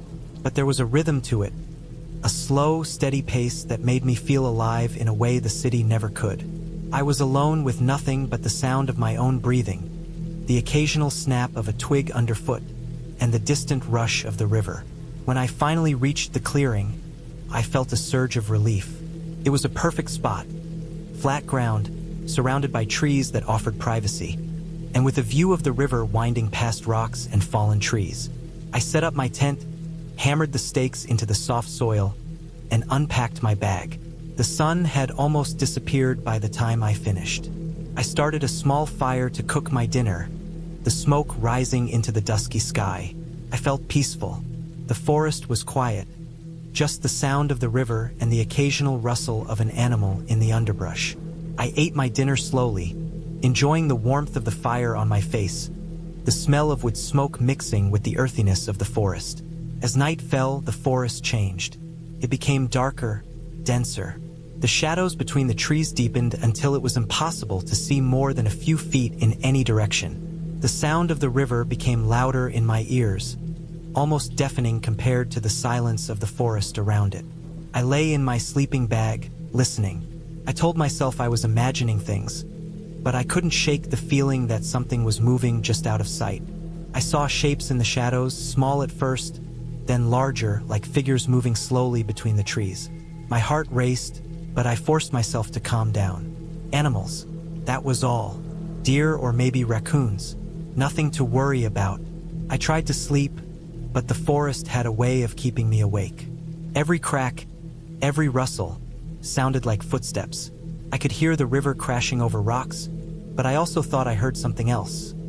A low, dragging sound, like someone pulling something across the ground.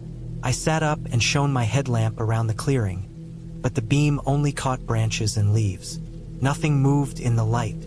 I told myself I was imagining it. The forest played tricks on your mind. Around midnight, the wind picked up. The trees bent and swayed, branches knocking against each other, making loud, snapping sounds. My tent flapped violently, and I had to get up to adjust the ropes. When I was done, I noticed the fire was almost out. I added some more wood and watched it catch, the flames flickering against the darkness. That's when I heard it clearly. Not the snapping of branches, not the wind. Something heavy, deliberate, moving through the undergrowth. My stomach tightened. I listened, straining to hear. Footsteps, slow, heavy, coming closer to the clearing. I froze, heart hammering. The first thought that went through my head was a hiker, lost like me. But the footsteps were too heavy, too deliberate. I reached for my knife, the small blade in my backpack, and slowly moved to the side of the tent where I could peek out without being seen. A shadow moved between the trees, tall, broad-shouldered, but I couldn't make out details. My first instinct was to run, but where? I was alone, deep in the forest, with no way to get back to the car in seconds. I had only one real option. Stay quiet, hope whoever or whatever it was didn't notice me, and wait for morning. Hours passed. I don't know how long. I barely breathed. I could hear it moving around the perimeter of the clearing, stopping at times, sniffing, scratching, shifting things. My headlamp battery was low. My phone was useless. I wanted to call for help, but even if someone answered, no one would know exactly where I was. The footsteps finally retreated after what felt like forever, but I didn't dare move. The forest seemed even darker after that, as if it had swallowed the noise and left only silence. Morning came slowly. Pale light filtered through the trees, and I could finally see the clearing. My fire was nothing more than a smoldering pile of ashes. I got out of the tent, legs shaking. Nothing was there. No sign of anyone, no footprints I could see clearly. Just the usual signs of forest life. Birds, squirrels, the river flowing steadily past. I tried to convince myself it was nothing, that it had all been my imagination, but I knew what I had heard. I packed up slowly, every sound making me jump. I moved as quietly as possible, eyes scanning every tree line. I kept thinking I saw shadows move, but it was probably just leaves in the wind. By the time I reached my car, hours later, the sun was high, and the forest seemed almost peaceful. Too peaceful. I didn't look back. I drove away slowly, watching the tree line, every bump in the road making me tense. I thought about calling someone after I got home, to tell them what happened, but I realized I would sound crazy. Who would believe a man alone in the woods heard something stalking him, but saw nothing when the sun came up? I never went back to that clearing. I never even told anyone the exact location. Weeks later, I read a news report about a man found dead in the forest, not far from where I had camped. He had been camping alone. Cause of death: exposure and starvation. Evidence suggested he had been hiding from someone or something. The article mentioned other disappearances in that area over the years, hikers and campers who were never found. Reading it, I felt a cold knot in my stomach. I had been lucky. I had survived. I realized that my fear, as paralyzing as it had been, had kept me alert, cautious, and alive. From then on, I never took the forest for granted. I researched areas carefully, told someone exactly where I would be, carried more safety equipment, and avoided remote, unpatrolled locations. The memory of those footsteps at night never left me. Even in a crowded city, I could feel it sometimes, that same sense of being watched, that same tension in my chest. But I also knew that I had learned something about myself in that forest, that fear could be a tool, that paying attention to the smallest details could save your life. I still camp, but never alone. I stay on marked trails and popular spots, where the chances of running into something unknown are slim. I don't want to risk it again. I tell myself the forest is beautiful still, and that it holds peace for those who respect it. But I also know that it can be dangerous, and that people vanish there, quietly, without anyone ever knowing. That knowledge stays with me, a lesson burned into memory. I survived that night because I was careful, because I stayed alert, because I respected the unknown. And every time I pack my bag and head into the woods now, I carry that lesson with me, not as fear, but as awareness. The forest is not a place for carelessness, and it is never completely safe.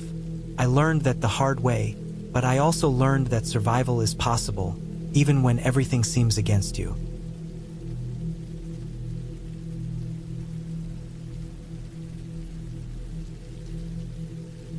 I had been planning this solo camping trip for months.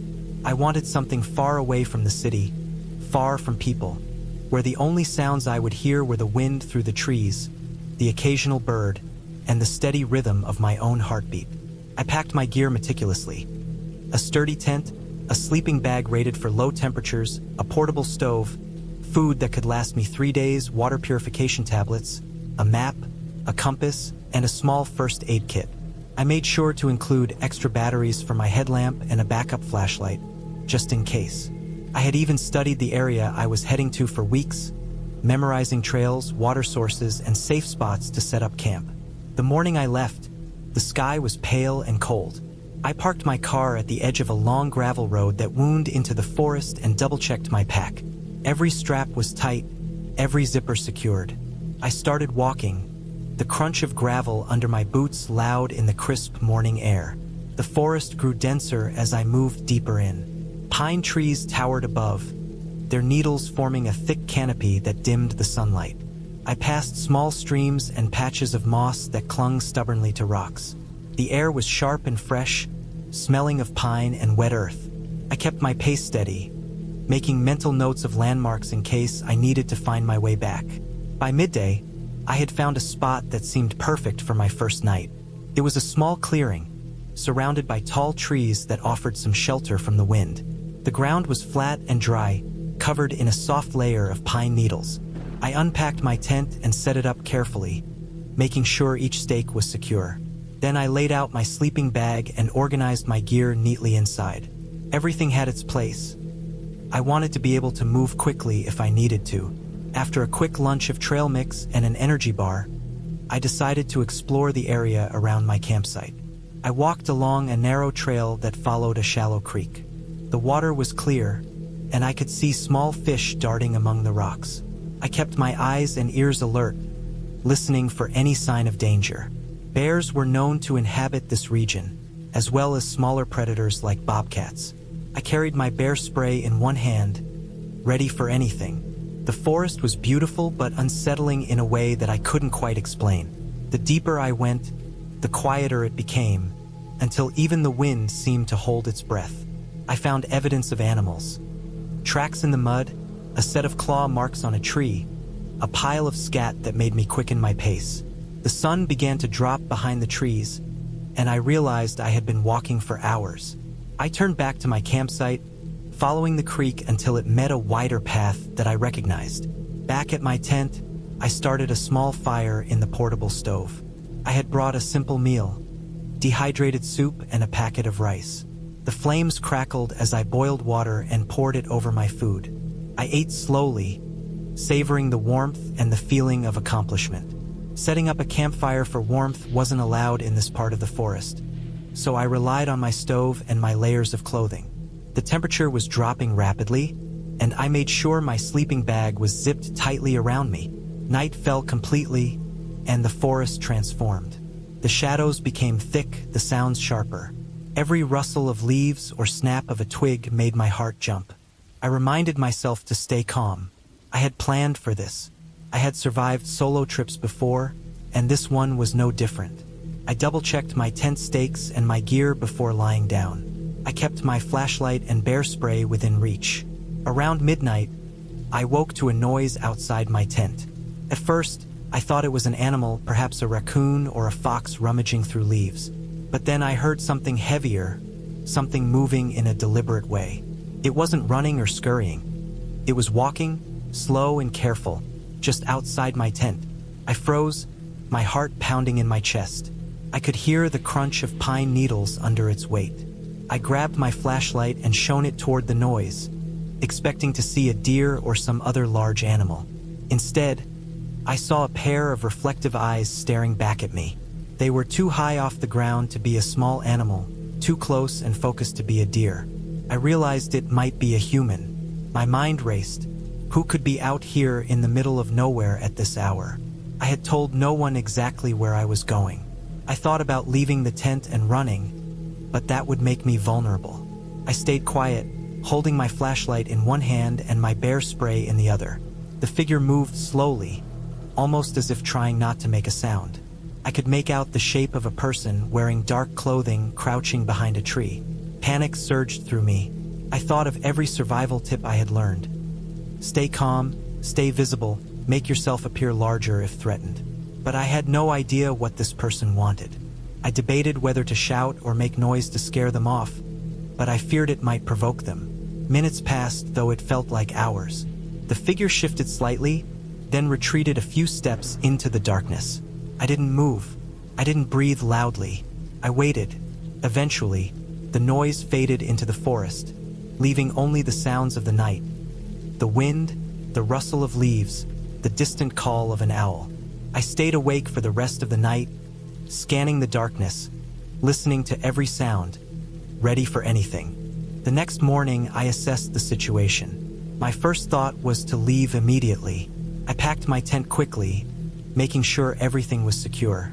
I retraced my path from the previous day, sticking to the main trails where I could be seen by anyone passing by. The forest felt different in daylight. The fear from the night before still lingered, but I felt slightly safer in the sun. I stopped at the creek to refill my water bottle, keeping my eyes on the trees. I noticed footprints in the mud near the water's edge. They weren't animal tracks. They were human, fresh, and heading in the same direction I had come from. I realized that whoever had been outside my tent was still nearby at some point last night. The thought made my stomach churn, but I forced myself to stay calm. I knew panic would slow me down and cloud my judgment. By midday, I reached a small ranger station I had passed earlier in the day before heading deeper into the forest. I explained the situation to the ranger, showing him the tracks I had found. He nodded seriously, warning me that people had occasionally trespassed in this area, sometimes with harmful intent. He suggested that I stick to marked trails and avoid camping alone in the future. I felt a wave of relief just knowing I was safe among other people again. I spent the rest of the day hiking back toward my car. The forest, which had seemed so ominous at night, was serene in daylight. Sunlight filtered through the leaves, casting patterns on the ground. Birds chirped, and squirrels scurried up trees. I focused on the beauty around me, using it as a mental buffer against the fear I had felt. When I finally reached my car, I felt a mixture of exhaustion and relief.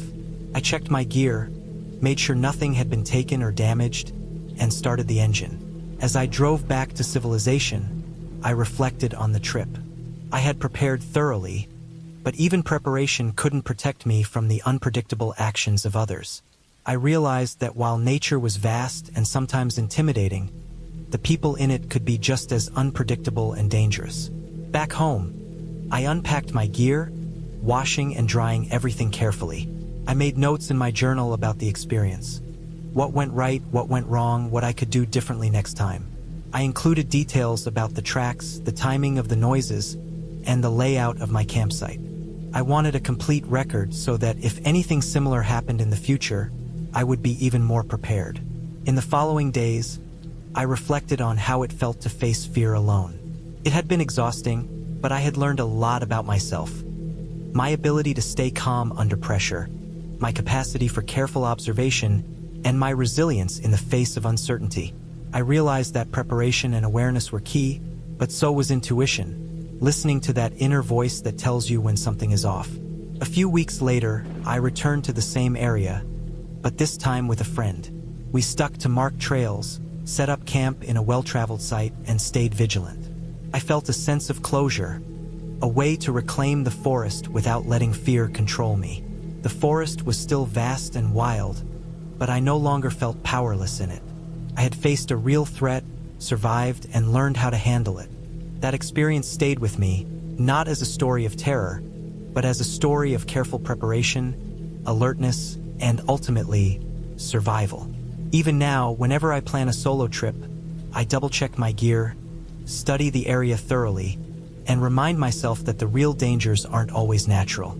People can be unpredictable, and being prepared for every eventuality is the only way to ensure safety. That camping trip taught me to respect the forest and its wildness, but also to respect the caution required when facing the unknown. It became a lesson not just in survival, but in awareness, patience, and personal responsibility.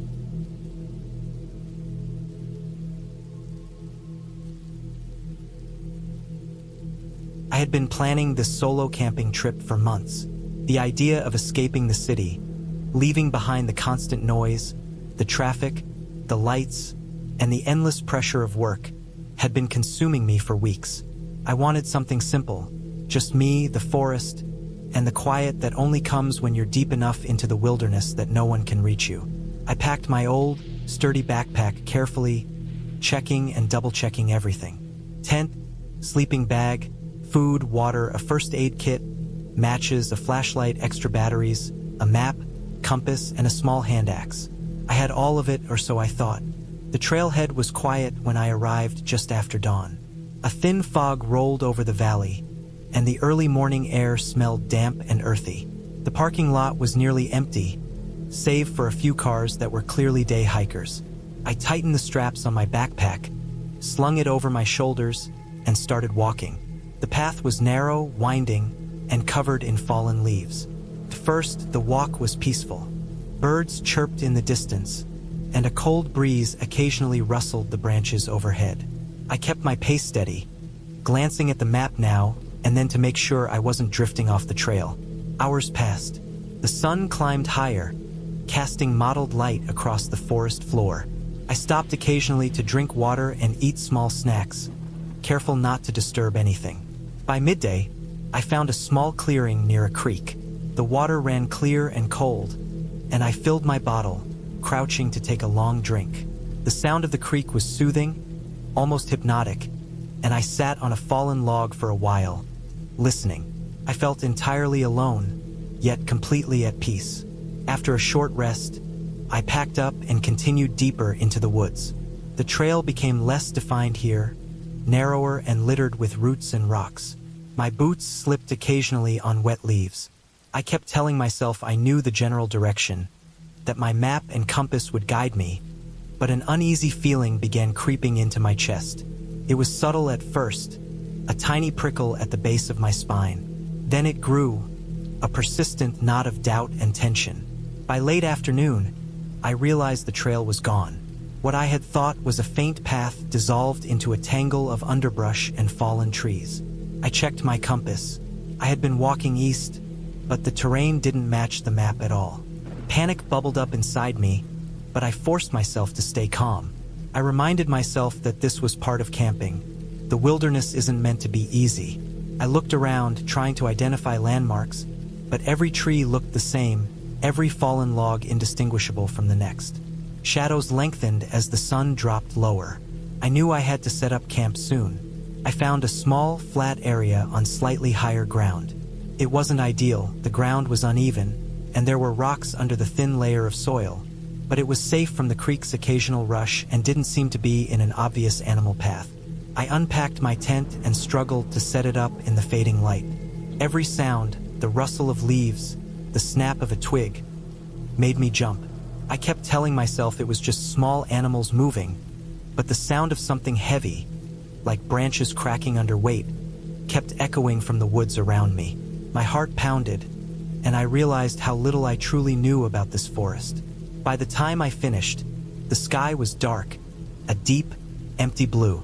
Stars were visible through the thin canopy of trees, but the forest floor was black. I set up my small campfire and lit it carefully, sitting close to its warmth. I cooked a simple meal, eating quickly, listening to every noise. The wind shifted, and I could hear branches rubbing together above me. Somewhere far off, a deer must have moved, or so I hoped. But the sounds didn't stop. Every few minutes, I thought I heard the faint crunch of footsteps. Too deliberate for an animal, too soft to be close, but always somewhere beyond my firelight. Sleep was impossible. I tried lying in my sleeping bag, listening to the forest. The sounds changed. I thought I heard movement circling my camp, soft enough that it could be imagined, loud enough to keep my muscles tense. I tried reasoning with myself. No one would be this far in without leaving tracks. No one would be here now. But the more I told myself that, the more I imagined what could be out there. My imagination had always been strong, but alone in the dark forest, it became cruel. I checked my knife, sliding it into its sheath by my side, and I kept my flashlight ready, the batteries half dim in the cold night air. Hours passed. My fire died down to embers, and I poked at it to keep it alive. Every few minutes, I heard that faint rustle again, like something circling. Then, I noticed another sound, a branch breaking closer than before. I froze, straining to listen. The sound came again, deliberate, heavier this time. My heart slammed against my ribs. I realized I hadn't thought about bears, wolves, or other predators, real dangers. And even worse, the rustling didn't seem random. It seemed like someone or something was moving with purpose. I stayed perfectly still, trying to make myself small, silent, invisible. The movement didn't stop. I could hear it now, snapping branches, faint scraping noises. I reached for my flashlight slowly, clicking it on. The beam cut through the darkness, illuminating a small section of trees. Nothing. I shifted it slowly, scanning every shadow. Still nothing. I knew then I couldn't just sit there. I had to leave, even if it meant walking blind into unknown forest. I packed quickly, throwing essentials into my bag. My fire was cold, useless now. I started moving, choosing the direction my compass said was south, hoping it would eventually lead me back to the main trail. My boots sank into the soft, damp soil. Every step was careful. My flashlight flickered as I went, barely enough to illuminate the ground in front of me. The sounds followed, branches snapping, leaves rustling, shadows moving just beyond the light. Every instinct screamed to run, but I forced myself to walk quietly, keeping my movements deliberate. Hours passed, or maybe minutes, it was impossible to tell. Darkness made time meaningless. I kept to what I hoped was a general direction, using the compass and the faint memory of terrain features. I tripped on roots, scratched my arms on branches, and my legs were growing stiff and sore. And still, I felt watched. I couldn't see anything, but the feeling was impossible to shake. I had no idea how far I had wandered from the trail, or if I would ever find it. At some point, I realized my water was almost gone, and the thought of dehydration added to the fear. I rationed the last sips, careful to conserve energy. My stomach growled, but food was secondary to staying alive, staying safe, and finding the trail. My flashlight died completely, leaving me in near total darkness, save for a thin slice of moonlight that barely penetrated the trees. I felt blind and vulnerable. Then, as I climbed a small ridge, I saw it. A faint outline of what looked like a dirt path, overgrown but unmistakably man-made. Relief washed over me. I moved quickly, staying low, scanning the shadows. The path was narrow, and I stumbled more than once, but it was a path. I followed it carefully, the sounds of the forest still pressing in, but fading slightly. I don't know how long I walked, but eventually, the path opened to a wider trail, and I could see the faint lights of the parking area in the distance. My pace quickened, adrenaline pushing me forward. By the time I emerged from the trees, the sun was starting to rise, painting the sky pale orange and pink. I stumbled into the parking lot, exhausted, covered in scratches, dirt, and sweat, but alive. No one was around to see me, no one to congratulate me for surviving, just the empty lot and my own shaking hands. I looked back at the forest. It seemed calm now, serene even, as if it had never been menacing. But I knew better. I knew how easily a simple mistake, a moment of carelessness, could have ended badly. I thought about the hours of darkness, the feeling of being watched, the fear that had pressed down on me like a physical weight. I thought about how small and vulnerable I had been, and I was grateful to be alive, to be back in the open, to see sunlight and safety again. I left the parking lot and drove away slowly, my hands still shaking on the wheel. I promised myself I would be better prepared next time, and that I would never underestimate the forest again. That night, I slept in a motel near the trailhead, finally able to relax, knowing that I had survived. The fear stayed with me for a long time, a reminder that nature is not forgiving, that the wilderness doesn't care about plans or experience. But I had made it out, and that survival, that clear, unbroken ending, was something I would never take for granted.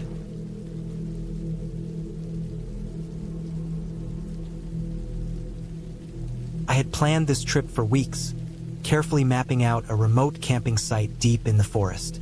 I had wanted solitude, a break from the constant noise and pressure of daily life, the hum of the city that never seemed to stop. I packed my backpack with the essentials: a tent, sleeping bag, portable stove, enough food and water for 3 days, a first aid kit, a flashlight, extra batteries, and a small hatchet. Everything was tightly organized, and I triple-checked my gear before setting out. The drive to the trailhead had been long but uneventful, winding through narrow roads flanked by towering trees. I remember thinking how quiet it was, how the car radio sounded out of place, like a mechanical intrusion in a world that felt untouched. I arrived at the trailhead mid-morning. The parking lot was nearly empty, a single car parked at the far end. From there, the trail stretched into dense forest, narrow and winding, with patches of sunlight breaking through the canopy. I shouldered my pack and began walking, my boots crunching against the leaf-covered ground. The air smelled sharp, earthy, with hints of pine and damp soil. The forest was alive with the subtle sounds of nature, the occasional rustle of leaves, birds calling from hidden branches, the distant snap of a twig under some unseen animal's foot. The hike was longer and steeper than I expected. The map suggested a moderate trail, but the elevation changes and the thick underbrush made every step a small effort. By late afternoon, I reached a clearing that seemed ideal for my first night's camp. It was elevated, with a small flat area surrounded by trees. I could see a small stream meandering through the forest below, the water glinting silver in the fading sunlight. Setting up my tent took more time than I anticipated. My fingers stiff from the hike and the chill that had started to settle in. Once the tent was up, I laid out my sleeping bag, unpacked some food, and prepared a simple meal. The quiet was almost complete, the kind of silence that pressed against your ears. As evening fell, the forest changed. Shadows stretched long and strange, and every movement of branches or rustle of leaves seemed amplified. I lit a small campfire, careful not to let it grow too large, and the warmth of it was a comfort. I ate slowly, aware of the dark growing thicker with every passing minute. By the time I crawled into my sleeping bag, the forest around me had become a mass of shapes and subtle noises. I listened for the sounds of larger animals, deer, maybe a fox, but there was nothing, just the constant whisper of wind through the trees. I slept fitfully, waking often to small noises, my mind alert despite exhaustion. Around 2 a.m., a sound woke me sharply, a loud, cracking noise, as though something heavy had fallen. I froze, straining to hear, but all I could detect were minor, distant sounds. Branches snapping under the weight of some animal moving through the forest. My first thought was a bear. I had read countless stories of encounters, and I knew I needed to stay calm. I stayed in my sleeping bag, making no sudden movements. The noise stopped after a few minutes, but my heart raced, and I could not get back to sleep easily. Morning came slowly. I packed up quickly, wanting to move from the spot. I had no plan beyond a general route deeper into the forest, hoping to find another clearing to rest. The trail became less defined, and the forest grew denser. My map and compass were my only guides, but I soon realized I had lost the trail entirely. Every turn seemed familiar, yet nothing matched the map precisely. Panic began to rise, slow and insidious. I tried retracing my steps, but the forest seemed endless, and the sun was climbing higher, casting shifting shadows that made every tree look like a landmark I had already passed. By midday, I had walked for hours with no sign of a clear path. My food supply was low, and my water bottle nearly empty. My sense of direction faltered. The forest felt oppressive, walls of green and brown pressing in from all sides. Each sound, a bird call, a rustle in the underbrush, the sudden fall of a branch, made me jump. I began to notice other signs, too subtle at first. Footprints that were not mine, faint marks on tree bark that could have been recent, strange disturbances in the undergrowth. My mind raced with possibilities, none of them comforting. The hours dragged on. I tried to stay calm, thinking through strategies I had read about for survival in the wilderness. I knew I had to find water, but every stream I found was shallow or stagnant. I rationed my food carefully, taking only small bites. The sun sank lower, and I realized I had no clear place to set up camp. I tried to choose a spot that offered some cover, but every clearing was exposed, every group of trees dense enough to hide shadows that seemed alive in the dim light. My fatigue was overwhelming, my legs heavy and trembling with exhaustion. Night came again. This time I had no fire. I had no time or energy to gather wood. I wrapped myself in my sleeping bag and tried to find comfort against the cold, the fear gnawing at me. The forest seemed different now, darker, more oppressive. Every snapping branch or rustle felt like a signal, a warning. At some point, I realized I was not alone. It was subtle at first, a sound just beyond the range of vision, too deliberate to be a random animal. I froze, every nerve on edge, heart pounding. The sound came again, closer this time. It was the sound of movement. Steps on dry leaves, careful, deliberate, coming toward me and then retreating. I did not move, hoping that whoever or whatever it was would leave. Minutes passed, maybe hours. I could not tell. Eventually, the noises stopped. I remained huddled, listening, waiting. Sleep was impossible. Dawn came, though it brought little relief. My body ached, my mouth was dry, and my food supply had diminished to nothing. I decided I could not stay in one place any longer. I moved slowly, deliberately, keeping low and quiet, hoping to find a trail or a river that would guide me.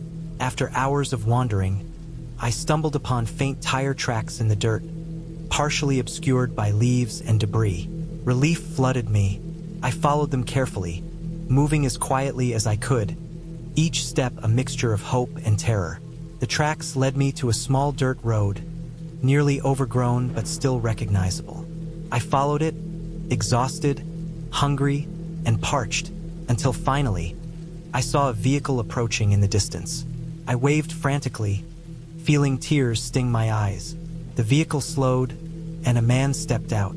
I explained briefly that I had gotten lost, and he nodded gravely. He gave me water, food, and a phone to call for help. Within an hour, a rescue team arrived, guiding me out of the forest. I remember every step of that walk back to safety. The fear, the exhaustion, the constant awareness of potential danger. It stayed with me, pressing against my memory like the forest itself. I learned things that Tripp could not have taught me otherwise. How quickly comfort turns into terror when you are alone and unprepared. How the forest is indifferent to human plans, and how fragile a person can feel when stripped of everything familiar. In the days after my rescue, I reflected on what had happened. The fear never completely left, but I also felt a profound sense of gratitude. I had survived because I had stayed calm, because I had made careful decisions, and because I had never given up, even when exhaustion and fear threatened to overwhelm me. The experience changed how I viewed both nature and my own limits. I learned that the wilderness could be unforgiving, but also that preparation, patience, and respect could carry someone through even the most terrifying situations. I had entered the forest seeking solitude and adventure, and I emerged with a deeper understanding of caution, resilience, and the fragile balance between fear and survival. Even months later, I could close my eyes and feel the forest around me. The scent of wet leaves, the weight of the pack on my shoulders, the cold bite of the night air, the relentless quiet broken only by the occasional snap of a branch. It was terrifying, yes, but it was real. And in surviving it, I carried with me a clarity and strength that no city street, no comfort of home, could ever give. The memory was sharp, vivid, and permanent, a reminder of the fine line between being lost and being found.